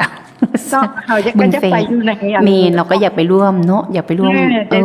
บรรยากาศ จริง เมนค่ะ ว่าที่โอนต่างค้านนี่ไปกันอย่างไม่ได้โอนไม่ได้กระลืมให้บ้างขนามถามฝ่ายเป็นอย่างแบบได้ทรงคารถซอยในพระอาจารย์ โอ้สาธุค่ะ ว่าได้ไปแกกินฮอดกาสิอันเบิ่งทางโทรทัศน์โทรศัพท์เอาแล้ว เดี๋ยวอาจารย์ เป็นกำลังใจให้น้องลุง โอ้ค่ะ นี่ ค่ะขอบคุณค่ะ เส้นยางทำแล้วก็ลงเส้นยางจังหน่อยก่อน ค่ะ ประมาณ5 โมงเขาเจ้าก็เริ่มลุ่งละสวนยาง เพราะตัวนี้อากาศมันเย็น อากาศเย็นมื้อเช้าไว้กินมื้อเช้านี่แหละแล้วทีนี้ค่ะเฮ็ดนี้จนค่ำมาจนสายจน ค่ะ ได้มากินอย่างแหลง ค่ะกินที่จริงกินย่างมื้อแรงมันสิออกดีกว่าย่างมื้อเช้าแมนอยู่จ้า เพราะว่ามันสิแดด มันเย็นไปหน้าเนาะ เมนค่ะ อันนี้มันสิเย็นไปหนามันสิย่อยดนค่ะแม้มันจะหยดเม็ดเล็กแต่ว่ามันก็หยดบ่เศร้ามันก็สิเต็มถ้วยอยู่ตัว ไหว้เพิ่นเอาน้องลูกมันนะค่ะยางกำลังออกดีเมนยางกำลังออกบรรยากาศแบบนี้ยางออกดีค่ะจ้ามันบ่ได้ฟ้าน้ำฝนค่ะถ้าเป็นหน้าฝนเนี่ยโอ้ใจหอมได้อย่างงั้นน้องลูกงั้นขันยามฝนนั้นโอ้ยบ่ได้เฮ็ดหยังจ้องแต่สนำแต่น้ำยางวันนี้ยางเฮากิดไว้ยามมื้อค่ำมื้อแลงมื้อเช้าเฮาก็ไปย้อนยามได้เฮาก็ได้ไปเมนค่ะแล้วกินโง่น้ำแล้วน้ำหนาฝนน่ะกินฮอดน้ำผู้ใดที่แบบค่ะอย่างออกดีนะซิโอ้ยหอดน้ำหน้าฝนก็ออกดีได้แม่แต่ว่าหากโอ้ยฝ่าน้ำฝนก็ที่ใดใส่ช่วงนี้นี่หลักลุงอันมีน้ำยางออกไข่ไล่เดเมนค่ะจ้าคุณกำลังใจให้ทุกพ่อทุกแม่เด้ออนุโมทนาบุญผู้ใดได้ไปกะได้ต้องกับอนุโมทนาบุญส่งบุญให้กันค่ะจะเอ็นเซลาช่วงนี้นะเนาะค่ะเมนค่ะลูกบ่ให้ไปเฮ็ดงานมันก็สิเท่าไปหน้าน้องลุงเมนค่ะลูกพอมีคนจ้างก็ไปเฮ็ดก่อนเมนค่ะเมนจะมีช่วงมีโอกาสฉกฉวยได้ก็รีบฉกฉวยนั่นล่ะเฮาก็5 คนมาซอยสิ5 คนมาซอยผู้ใดสิมาซอยได้ตรงแท้แล้วก็ทำคนมาซอยเอาว่าซั่นลูกบอกนะอุ้ยหายากคั่นแหละหาคนมาเฮ็ดงานแบบนี้หายากมากเลยแม่อยู่หายากเพราะว่าการดูแลแบบนี้เนาะคนแบบถ้าใจไม่เอาถ้าใจบ่ฮักแท้ๆนี่เฮ็ดยากแม่นอยู่เฮ็ดยากเฮ็ดด้วยใจถ้าไม่บ่ได้ไปทางใดก็เบิ่งนำกันอยู่บ้านนี่แหละนอกจากว่าแม้สิมีประชุมหรือว่าไปอบรมอันนั้นอันนี้ค่ะ สมสิเขาก็ได้ให้เพิ่นเบิ่ง เดี๋ยวนี้ เบิ่งให้นี่สินะ แม่นค่ะโอโซโมก็งานหลายเด้อหนูเห็นเม็ดอัน แม่นอยู่จ้า เอองานหลายอ่ะเพราะเจ้ายังไปยังเปิดสำรวจ 3G 4G เอาเดี๋ยวติดเตียง เดี๋ยวก็สำรวจลูกน้ำเนี่ยเอาไปแล้ววันนี้สำรวจคนป่วยโอ้ยสารพัด นี่คือมือนี้นะ ค่ะ หนูเลยถามค่ะแล้วถามยายตีเนาะแม่เงินเดือนเท่าใด2,000แม่เฮ็ดเงินเกิน 2,000 เลย เฮ็ดงานปานเงินเดือน 200,000 เป็นเงินเก็บเล็กผสมน้อยน้องลุง ค่ะ อันงานเฮาบ่มีรายได้มันก็ พอได้อยู่ ซได้อยู่น้องลุ ค่ะ ง ค่ะแม่นอยู่ค่ะ เอาเงินอสมแดงเงินกรีดยางแดงก็ ค่ะ อยู่ได้พออยู่ได้อยู่ ค่ะ ก็ดีกว่าบ่มีรายได้เนาะ แม่นอยู่ค่ะแม่นอยู่เพราะว่าเฮามี ส่วนว่า ภา ดู ระ ได้น้องลุงเบิด ค่ะ เวลาแล้วมั้ยนี่นะหมาซ่าอยู่ตัวมื ไม่อันเดี๋ยวนี้เปลี่ยนเวลาค่ะแม่เปลี่ยนตั้งแต่บ่าย 3 ถึง 5 โมงเย็น โอ้ ค่ะ เพราะว่าตอนช่วงนั้นกะบ่าย 2 ถึงบ่าย 3 นี่เป็นของพระอาจารย์สราวุธสราวุธค่ะของวัดท่าของอาจารย์ต้นค่ะ ของอาจารย์ต้นวัดท่าพญาจักรค่ะอืม ทีแรกก็เห็นดูก็บ่ได้เข้าหาหลังจากกันยาก บ่เป็นหยังค่ะมันเป็น มันน้องลุงก่อนถ้าเราปีใหม่แล้วมาว่าอีกน้องลุงก่อนถ้าเรา ค่ะมันเป็นช่วงของ แจ้งอย่างที่5แม่4น้ำพร้อมเด้อให้ จ้า สุขภาพร่างกายแข็งแรงเนาะเนี่ยปีใหม่แล้วก็ให้อยู่ดีมีแฮง ค่ะ เฮงปังสุขสุขโค สาธุค่ะสาธุสาธุเช่นเดียวกันค่ะแม่เช่นเดียวกันนะแม่สุขภาพแข็งแรงมีแห้งตันท่านแล้วก็มีกำลังใจที่สิต่อสู้กับอุปสรรคเนาะค่ะเป็นกำลังใจให้การดูแลคนป่วยการทำงานทั้งหลายอย่างหลายหน้าที่มันหนักค่ะแม่แต่ว่าสิ่งที่อยู่ได้คือกำลังใจ จ้า ค่ะแม่ถ้าเขามีกำลังใจจังได้เนาะค่ะเนาะงานอุปสรรคใดมันก็ผ่านพ้นไปได้ด้วยดี ค่ะ ค่ะ ได้ให้ผ่านพ้นไปได้ดีโอ้ให้สุขภาพร่างกายแข็งแรงเลยล่ะ เมน อัน ค่ะ ได้คือได้พัฒนาอันเดียวนี่ล่ะ เมนบ่รวยก็สร้างหัวมันเถอะเนาะเมนเนาะพอได้ไปพอได้มา คือเขาดูไปกินแต่ว่าเขาบ่เจ็บบ่ป่วยเขาบ่ เมนค่ะ เป็นอย่างนี้เขาจะได้ดูแลกันไปอย่าง เม ที่ได้ นค่ะ ดูแลกันไปอีกโดนน้องลุงเนาะ ค่ะ ก็ให้กำลังใจให้กำลังใจกัน นัก เนาะ แต่ง ค่ะ ตรงเอ้ยเราเก่งกับผู้บานน้อยเนาะลองลาเอาย้อน แห่งนุ่มไปนาบ่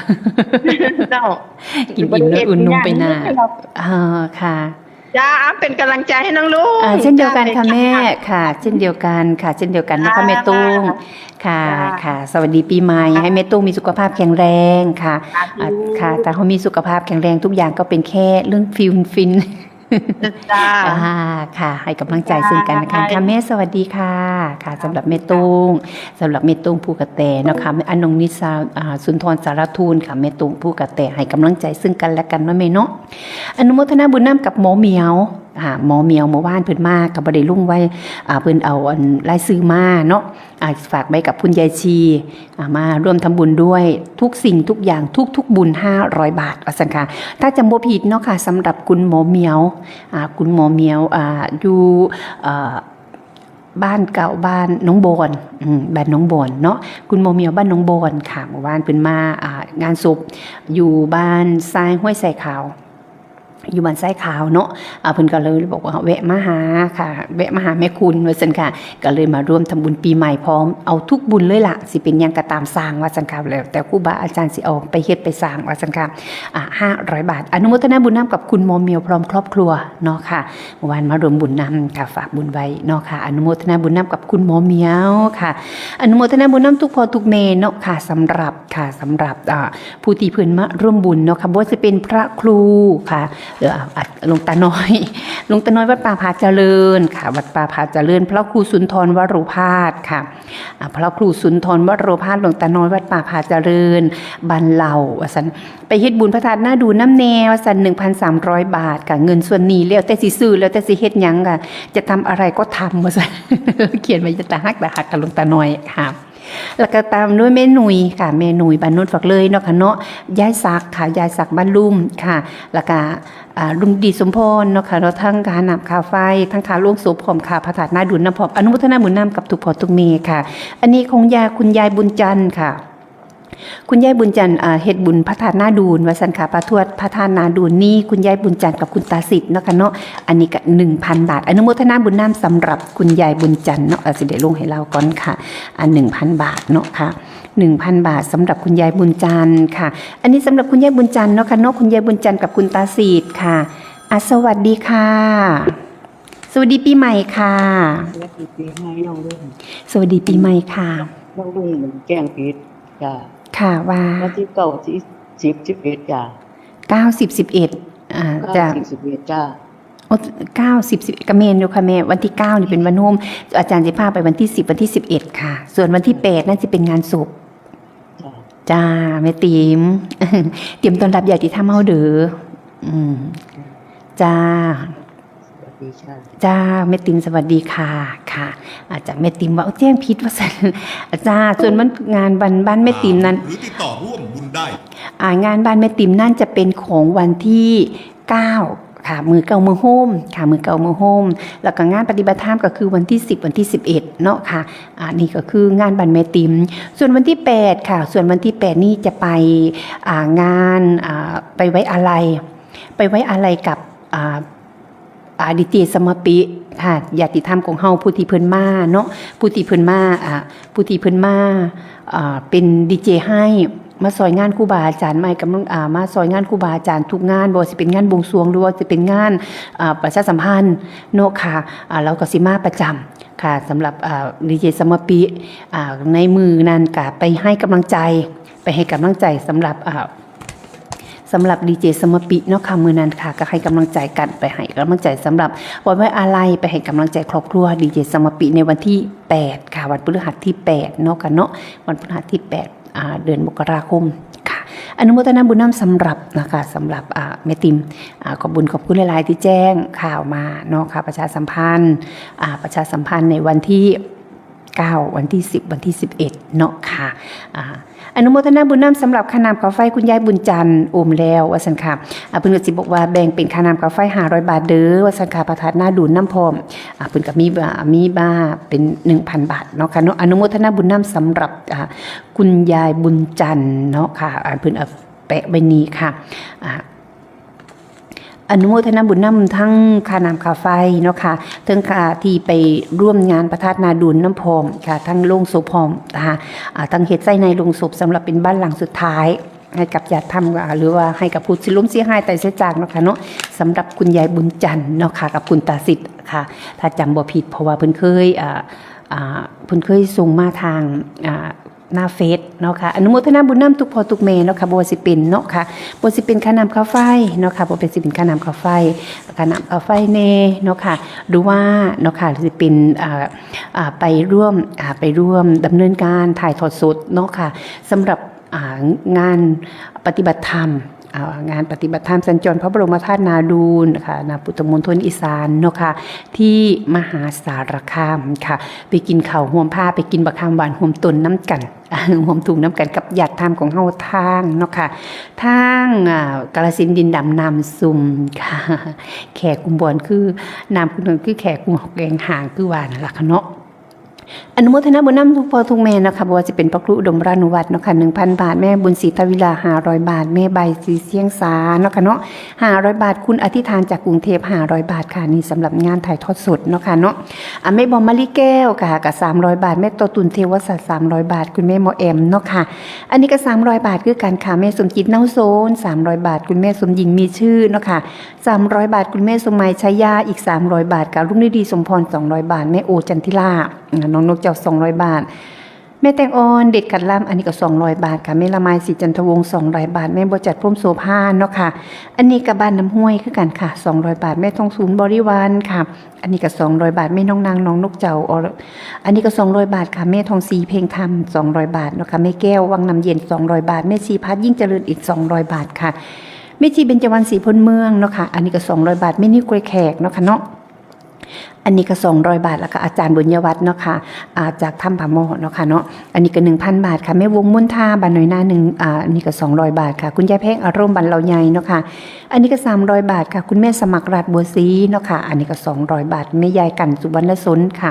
อันนี้ก็200 บาทคือกันค่ะแม่หมอหนุ่ยฝากเลยเนาะค่ะ200 บาทแม่ศักดิ์บ้านลุมค่ะ200 บาทเนาะแม่เนียมค่ะยายเนียมอาจภาษาบ้านศรีสงครามเนาะค่ะ200 บาทแม่นางคันพิทักษ์สลิงคาร์อันนี้ก็300 บาทค่ะแม่ภาวนาบุญชื่นบุญสไลเนาะค่ะเนาะอันนี้ก็300 บาทพระไกรสอนสุมโนดรเจนเนาะค่ะ500 บาทค่ะพระมังกรค่ะพระมังกรนี่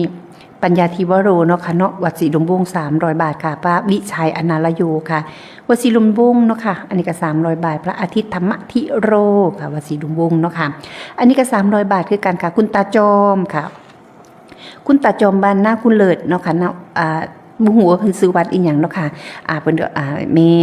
อ้อยบอกว่ามีแต่ลงตาจอมกษันค่ะอันนี้ก็300 บาทค่ะแม่คำแพงศิลาใสค่ะอันนี้ก็100 บาทเนาะค่ะแม่คำแพงศิลาใส100 บาทแม่ภาพกิริชีค่ะกุกซอเนาะค่ะอันนี้ก็100 บาทคุณแม่บุญเจียงศรีสวัสดิ์เนาะค่ะกุกซอก็100 บาทคือกันค่ะแม่น้องดาวบัวบันบูค่ะกุกซอก็100 บาท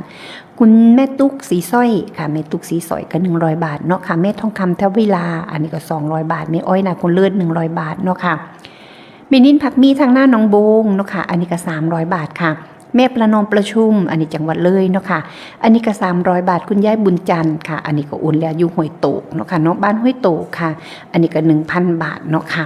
น้องทอฟันค่ะน้องทอฟันอันนี้ก็200 บาทค่ะคุณยายชานจังหวัดเลยเนาะค่ะอันนี้ก็100 บาทค่ะแม่ยุพาเพ็งศรีค่ะเมืองเลยก็100 บาทแม่เสาค่ะ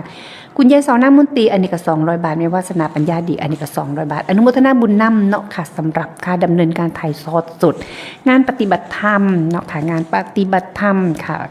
สักการะพระบรมธาตุนาดูลค่ะเป็นบุญครั้งแรกของเดือนมกราคมเนาะค่ะเป็นงานใหญ่ค่ะมีพ่อแม่ครูบาอาจารย์ทั่วฟ้าเมืองไทยมาให้เสียงเทศเสียงธรรมเขาก็ไปเกาะบุญเกาะกุศลไปสร้างบุญไปสร้างกุศลไปอธิษฐานจิตเนาะค่ะที่พระบรมธาตุพระบรมธาตุนาดูลเนาะก็สถานที่ศักดิ์สิทธิ์เนาะค่ะเป็นสถานที่อันศักดิ์สิทธิ์มีพระบรมสารีริกธาตุอยู่ที่บนเจดีย์บนยอดเจดีย์ค่ะไปอธิษฐานเนาะค่ะไทยพุทธันดรค่อนพุทธกาลแล้วเขาเกิดในสมัยล่าในไทยพุทธันดรค่อนพุทธกาลไปฟังเสียงเทศน์เสียงธรรมไปรับเอาสิ่งดีๆไปรับกระแสธรรมที่ดีๆไปรับพลังงานที่ดีๆเนาะค่ะพลังงานที่ดีๆที่เป็นกำลังใจให้เฮาเนาะมีกำลังต่อสู้กับสำหรับในปีต่อไปในก้าวย่างต่อไปในเดือนต่อไปในมือต่อไปเนาะค่ะเนาะสะสมบุญไว้เป็นบุญเป็นกุศลไว้ฝากไว้ในดวงจิตดวงใจค่ะย่ามใดทุกข์ร้อนอยู่ร้อนนอนทุกข์เนาะค่ะเนาะเมื่อความทุกข์มาหาที่แท้เนี่ยค่ะมาหาอีลีเนาะค่ะเนาะแนมหาภัยบ่ได้แนมหาผู้ใดก็บ่ได้แนมหาภัยก็บ่มีผู้ใดซอยได้มีสิ่งที่ซอยได้คือกำลังใจของเฮาก็นึกถึงพระรัตนตรัยค่ะคุณของพระพุทธคุณของพระธรรมคุณของพระสงฆ์เนาะค่ะกราบนึกถึงบุญคุณของครูบาอาจารย์ที่พาให้ไปเฮ็ดไปทำกราบนึกถึงเนาะค่ะภายใต้โพธิสมภารเนาะค่ะของพระบาทสมเด็จพระเจ้าอยู่หัวค่ะภายใต้เนาะค่ะพระศาสนานะคะพระศาสนาพระศาสดาค่ะองค์เอกของโลกเนาะค่ะเฮาโชคดีได้เกิดมาในช่วงของค่ะดีได้เป็นคนไทยได้เป็นชาวพุทธเนาะค่ะได้รู้เนาะค่ะได้สวดมนต์ไหว้พระมีครูบาอาจารย์พระเหตุพระธรรมเนาะค่ะฉะนั้นเนาะค่ะในช่วงของท้ายในช่วงของยุคของชุมื้อนี้ต้องบอกว่าเป็นยุคของโลกของมันการเปลี่ยนแปลงพลังงานค่ะพลังงานไม่ดีเยอะมากค่ะฉะนั้นเขาไปรับพลังงานกระแสธรรมดีๆค่ะเพราะว่าถ้าไปฟังประวัติของพระบรมธาตุเนาะค่ะพระธาตุนาดูลนี้ไม่ธรรมดาค่ะเป็นเมืองเก่าเนาะค่ะเป็นดินแดนที่มีความศักดิ์สิทธิ์ค่ะภายใต้เนาะค่ะภายใต้พระบรมธาตุเนาะค่ะเนาะภายใต้พระพระบรมสารีริกธาตุที่อยู่บนข้างบนมีเทวดารักษาบรรยากาศดีๆแบบนี้ไปเริ่มต้นใหม่ๆไปรับสิ่งใหม่ๆเนาะค่ะเนาะไปรับกระแสธรรมดีๆก่อนที่เริ่มต้นชีวิตในเดือนต่อไปเนาะค่ะในช่วงของเดือนค่ะในช่วงของเดือนมกรา ปีพุทธศักราช 2569 ค่ะตรงเมื่อ2,500โลกาสิไววันเนาะค่ะก้นสิตายวาสันอินนันสิไสกรรมยังสิคำอยู่ได้ตั้งแต่ผู้มีศีลอินนันมานิมิตไสกรรมดอกทำหายค่ะฉะนั้นเฮาอยู่ในยุคของตะแกรงร้อนทองเฮาก็ต้องมาจับตะแกรงมาจับเครื่องคักๆค่ะมาเฮาติดอยู่ในตะแกรงร้อนทองคักๆเนาะฉะนั้นเนาะค่ะก็อยากจากส่วนอื่นพ่อแม่พี่น้องปงปายเนาะอย่าทำของเฮานะคะไปเกาะกลุ่มกันไปแสดงตัวเป็นพุทธมามกะค่ะใส่ชุดขาวอำตามสวดมนต์เนาะค่ะสวดมนต์สรรเสริญคุณของพระพุทธคุณพระองค์พระธรรมคุณของพระสงฆ์เนาะค่ะเนาะมารวมจิตร่วมใจเนาะค่ะอธิษฐานจิตร่วมกันให้ประเทศไทยเขามีแต่ความสงบสุขเนาะค่ะทรงบุญให้ค่ะถวายเป็นพระพรบุญแด่พระบาทสมเด็จพระเจ้าอยู่หัวเนาะค่ะหรือว่าเนาะค่ะหรือว่าสิเป็นให้กับบรรพบุรุษของเฮาค่ะบุรพมหากษัตริย์ของเฮาทุกพระองค์ที่เพิ่น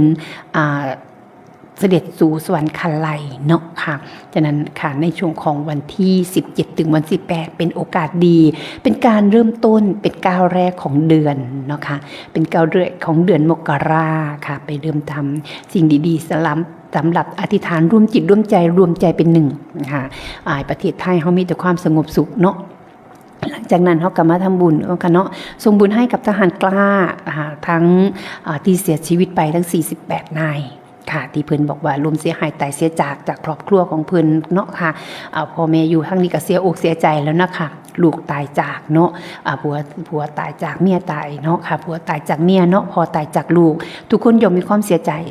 ค่ะนั่นเขาก็ส่งบุญให้เพิ่นตอบแทนบุญของเพิ่นเนาะค่ะตอบแทนบุญตอนคุณที่เพิ่นไปเป็นรั้วของชาติไปเป็นรั้วของชาติไปตายแทนเฮาก็ว่าได้ค่ะปกป้องอธิปไตยค่ะบ่ให้ผู้ใดมาลุกล้ำกล้ำกลายเข้ามาได้ไม่ให้อริราชศัตรูเข้ามาเหยียบแผ่นดินไทยเนาะค่ะเฮาก็ฝากไปกับพระสยามเทวาธิราชเนาะค่ะเนาะให้ปกป้องคุ้มครองค่ะให้ปกป้องคุ้มครองประเทศไทยค่ะประเทศชาติของเฮา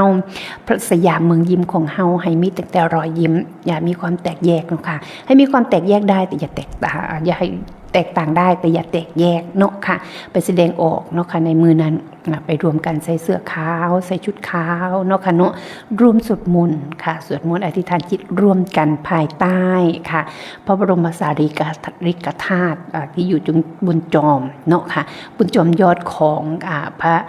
มหาเจดีย์เนาะค่ะในช่วงของวันที่17ถึงวันที่18มกราคมนี้เนาะค่ะก็จับชวนอื่นๆทุกพอทุกเมนั่นล่ะค่ะหลายผู้หลายคนบอกว่าเตรียมตัวแล้วยังคณะบรรลาดก็เตรียมตัวแล้วเรียบร้อยอย่างคณะของเมตอค่ะคณะของเมตอก็รวบรวมกันแล้วอาจจะได้1 รถ 1 คันรถเนาะค่ะดูว่าคณะของเมสมหมายชัยยาอันนี้ก็รวบรวมกันได้แล้วเนาะค่ะ1 คันรถละค่ะประมาณ10 กว่าท่านประมาณเกือบ10 ท่านแล้วล่ะค่ะหอดมือนั้นก็อาจจะเริ่มมีเพิ่มแล้วทั้งแม่คำบอกทินสะพุ่งว่าจังใดเนาะบ่ไปบ่เนาะค่ะทั้งแม่วาสนาบ่ไปตีเนาะค่ะแม่วาสนาบ่ไปบ่ทั้งบ้านบุงคอบุงละบุงม่วงเป็นบุงคอทั้งบุงม่วงบ่ไปบ่เนาะค่ะทั้งบุญม่วงบ่ไปบ่ค่ะบ่เห็นส่งสัญญาณเลยทั้งคณะแม่ครัวค่ะแม่ล่าบอกไปอยู่ว่าซั่นแม่ล่าคณะแม่ครัวบอกไปสังกายายตีบอกว่าสิไปแม่ก็สิไปอยู่ว่าซั่นทั้งคณะแม่ครัววัดสิดมวงเนาะค่ะก็สิไปส่วนค่ะคุณมะลิวันค่ะคุณมะลิวันแพทย์ประสิทธิ์น่ะไปแท้แน่นอนว่าซั่นค่ะค่อยอีไปอยู่ค่อยเอาเข้าไปนึ่งพร้อมว่าซั่นค่อยอีไปตั้งแต่มื้อวันที่16พุ่นล่ะค่อยอีไปนึ่งเข้าท่าเด้อว่าซั่นค่ะสำหรับมะลิวันแพทย์ประสิทธิ์เนาะเพิ่นก็สิส่วนดูโอของเพิ่นก็คือแม่เบนวังสาแม่เบนผู้กระดึงว่าสันว่าสิพากันไป1เขาทาตั้งแต่วันที่16พุ่นล่ะค่ะว่าสันค่ะไปค่ะไป1เขาเป่าไฟบอกว่าสิเป็น1เขาสังขารสิเป็น1เขาทาสังขารทาให้กินอยู่ทั้งพุ่นละว่าสังขารสิไปตั้งแต่วันที่16ว่าสันเพิ่นว่าทีมงานของครูบาอาจารย์สิไปตั้งเครื่องเสียงก่อนเนาะค่ะไปเตรียมสถานที่ก่อนว่าสันค่ะตั้งเสียงตั้งเครื่องเสียงเตียงตั้งไฟว่าสันค่ะแล้วก็ตัวสิเป็น1เขาให้ว่าซั่นอนุโมทนาบุญนำสำหรับคุณมะลิวันแพทย์ประสิทธิ์เนาะค่ะผู้ที่เพิ่นบอกว่าสิไปเป็นเสบียงให้ว่าซั่นค่ะ เอาไปน้ำกันเนาะค่ะแล้วบอกว่าสิไปเอาเขาวไหม้ไปหนึ่งสู้กินอยู่เด้อ ว่าซั่นเอาเขาวไหม้ไปหนึ่งสู้กินไปแวะเอาเขาอยู่ขอนแก่นว่าซั่นค่ะอนุโมทนาบุญน้ำสำหรับคุณมาริวันแพทย์ประสิทธิ์เนาะค่ะเนาะเพิ่นตะกี้เพิ่นก็สิไปก็แม่บุญเยือนล่ะค่ะตอนนี้แม่บุญเยือนก็ไปบ่ได้แล้วเนาะค่ะเนาะฮอดไว้ท้ายๆค่ะไว้ถ้านางอยู่กับบ้านเนาะให้กำลังใจสำหรับปู่พ่อแม่เนาะส่วนไม่นี่แขกบอกโอ้อยากไปให้ว่าซั่นค่ะอยากไปก็ไปบ่ได้ว่าซั่นค่ะสวัสดีค่ะคุณยายชานค่ะสวัสดีค่ะ น้องลุงเข้ากับใครน้องลุง วันนี้เข้าคนเดียวค่ะ คนเดียวเหรอ จ้า นึกถึงสมัยนั้นแม่ฟ้าเนาะ จ้า มาไม่ได้แล้วมั้ง ยากค่ะเราก็ยากเป็นภาระของเราค่ะ ฮะ แล้วแกก็ยุ่งกับแกค่ะแกก็ยุ่งกับงานของแกค่ะ สมัยนี้ท่านแม่ฟ้า ดีไหมจ้าแม่ฟ้าแกก็ยุ่ง ไม่ถึงอยู่นี่แหละ โอ้ค่ะจ้าจ้า สมัยอาจารย์พาไปไหนก็ไปเลยอีก จ้า หน่อยไปเลยอย่างในชั้น84แล้วก็ ค่ะ พระธาตุเรนูพระธาตุอะไรไปดูมาทั่วหมดแล้วพระอาจารย์พาไป อันนั้นเราได้กำไรแล้วนั่นได้กำไรแล้วยายชันได้กำไรแล้ว สาธุสาธุ จ้า มันยายชันมันเบาหวานก็ไม่มีความดัน โอ้ยก็ดีแท้ มันเป็นไขมันอย่างเดียว โอ้ ไขมันเป็นยังไงก็ไม่รู้ยายชันก็ โอ้ ไม่รู้ กินของทอดเยอะละสิขอยมันน่ะ ยังหุงข้าวกินได้เดิน โอ้ ได้นะ เก่งจังเลย อนุโมทนาบุญนำกับยายชันเด้อสุขภาพแข็งแรงเด้อยายสวัสดีปีใหม่เด้อจ้า โฆษณาสาธุ จ้า สุขภาพด้วย จ้าจะอนุโมทนาสาธุเดี๋ยวเอาบุญมาฝากกับยายชันอนุโมทนาบุญนำกับยายชันเนาะค่ะเนาะยายชันค่ะ สวัสดีค่ะ สวัสดีค่ะ สวัสดีค่ะยายแก้วยายชันไม่แก้วแล้วบ่ บ่เอ่ยหายายแก้วเลยเนาะยายชันนะ แก้วก็จะลืมแล้วเนาะ เออ โอ้เราจะยืนเนาะ ยายแก้วอายุเท่าไหร่คะ 78 โอ้77 78ยายชัน84 ยายเส้นอันไปอย่างกับไปกับเรานะอันค่อยไปหากินบ่เป็นแล้วยายเส้นไปหามาให้กิน ค่อยขาหักแล้วก็อยากอายยากไง โอ้ แล้วเรา ค่ะ เอากระซองไม่ก็นะใส่แก้วมาแล้วมีเส้นซ้อนทั้ง3 คัน กะสิมากินน้ำกันเป็นบ่ เราหยิบของเขามาผิดนะ โอ้ติค่ะ แล้วบัดนี้ยายแก้วไปซะเส้นบัดนี้ก็ฉันจะเอาใหม่เส้นเอาใหม่ไม่ยัง2เป็นก็เป็น3 คันอยู่ทุกคน 2 คนสอน6ขั้น ทำอะไรนะวะเป็น6 คัน2 เออ2 คนสอน6ขั้นเหรอ เอ้ยเรายังอายุยืนนั่นอย่างแรงอยู่เนาะ โอ้แข็งแรงหนึ่งเขากินเองว่าสัญญาณ เออ หนึ่งเขากินเองว่าซ่านอย่าชันนะ ใส่บาตรทุกมื้อกันอย่าแค่ก็ได้ เก่งให้ แต่ว่าซักผ้านะอันเชียงเขาซื้อเชียงใหญ่แล้วเฮ็ดบ่เป็น กดย่านเฮ็ดของเขาเองบ่กล้าเฮ็ด อันแม่ตรงแล้วบอกเป็นตะปวนน้ำหายว่าสันค่ะเป็นแม่ตรงนะเป็นตะปวนน้ำหายอยากไปน้ำหายว่าสันอนุโมทนาสาธุน้ำเดือจ้าว่าสันแม่ตรง ไม่ต้องนะปล่อยเจ้าของหัวงอกเจ้าก็จับแล้วบ่ได้แล้วบ่ได้ ตามไว้ตามไว้ ไม่ต้องมันโอ้ยไม่ต้องเป็นลูกสิ โอ้แม่เพิ่นเขาทำไฮไลท์สีผม ทำไฮไลท์สีผมแบบธรรมชา เรา ติ บ่ยอมเรา ธรรมชาติ งอกอยู่เราบ่ได้เด้ อุ้ย เราบอกว่าเราเป็นไม่ต้องอย่าให้ห้องใจ เอาสีธรรมชาติสีธรรมชาติ แล้วอย่างร้านเมนอย่างเมบริษัทเราเคยมาจัดรายการกับผมมาได้เนาะ โอ้ค่ะ ทุกคนยาก แต่เราจะกดอย่างผมมา ค่ะยากผู้ใดก็ว่ายากน้ำคำเดียวว่ายากอ่ะสิ ในสมกีนั้นเราเจ็บเข้าหาอาหารแฟนแล้วก็กลับไป โอ้ค่ะ ไม่ได้ก็กลับไปไม่ได้ก็ไปเดี๋ยวนี้ก็กลับไปบ่ได้ว่าบ่ได้ โอ้วันนี้กำลังเฝ้าถ่าโจทย์ตัวประทีนี้มันสิยากอย่างน้อยยาย ไปบ่ได้ไปก็สิไปโยมเยะ โอ้ย เดินย้อนว่าติ ไป ไปพาอาจารย์พาไปทอดเทียนสิได้ก็ไป ค่ะโอ้ยมวนเนาะแต่ก่อนพาไปถอดเทียนเลยกับป้ายค่ะ ไปบ่ได้ เดี๋ยวนี้ก็นึกถึงความเก่าแล้วมีความสุขค่ะยายเกาะบุญไว้ค่ะเกาะบุญไว้สำหรับเติมบุญเข้าไว้ยังมือคำ แม่ติดได้แล้วค่ะมาแก้วได้ก็แก้วตัวบุญติดค่ะ เอาเป็นสโลแกนตัวเป็นโลโก้ของเจ้าของเลยค่ะ แล้วก็พระพุทธศาสนา เป็นศาสนา ประจำชาติไทยของเรา สาธุอนุโมทนาบุญนำกับยายแก้วค่ะ คุณยายแก้วสวัสดีจ้าขอให้ยายแก้วสุขภาพแข็งแรงค่ะขอให้ยายแก้วมีสุขภาพแข็งแรงยายแก้วนี่เก่งๆเด้อค่ะอย่ามาสวดมนต์ข้ามปีน้ำพร้อม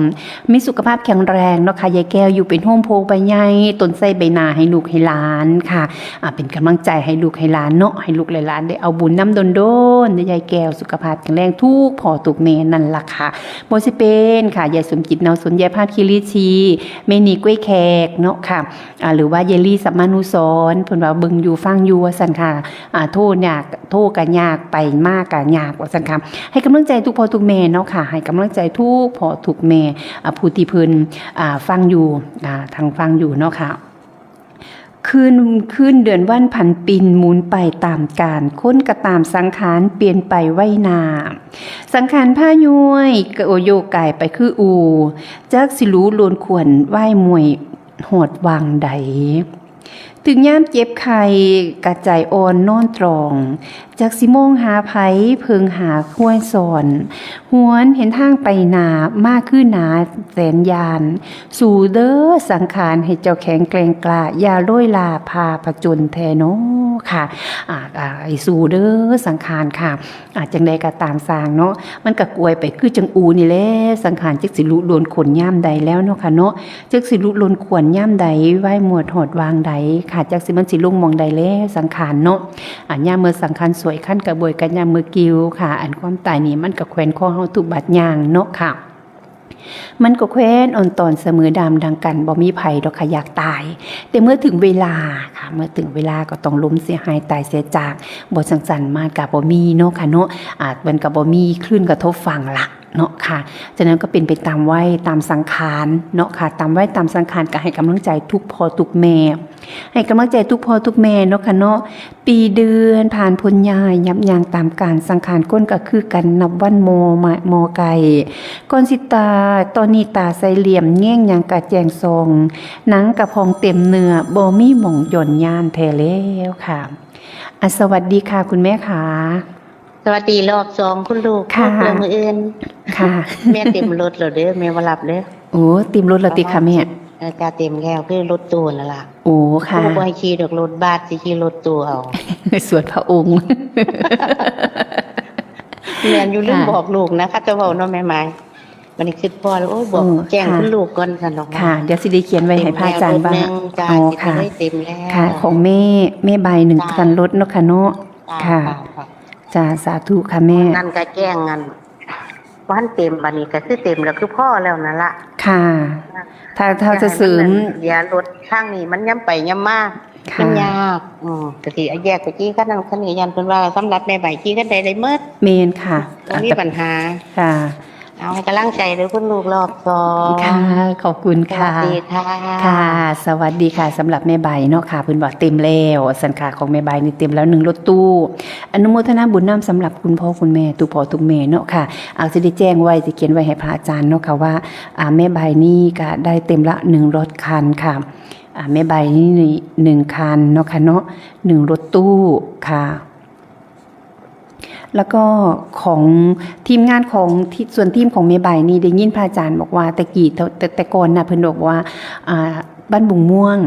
น้อยนาบุงสไลสิจัดใส่รถทัวร์ว่าซั่นค่ะรวมทั้งคณะแม่ชีค่ะก็ว่าสิจัดใส่สำหรับรถทัวร์เนาะค่ะเนาะแต่ก็บ่แน่รอเบิ่งฟังครูบาอาจารย์อีกรอบหนึ่งเนาะค่ะแต่ว่าของแม่ใบนี่1รถตู้แล้วก็ของแม่ค่ะหลักส่วนของแม่เมตโต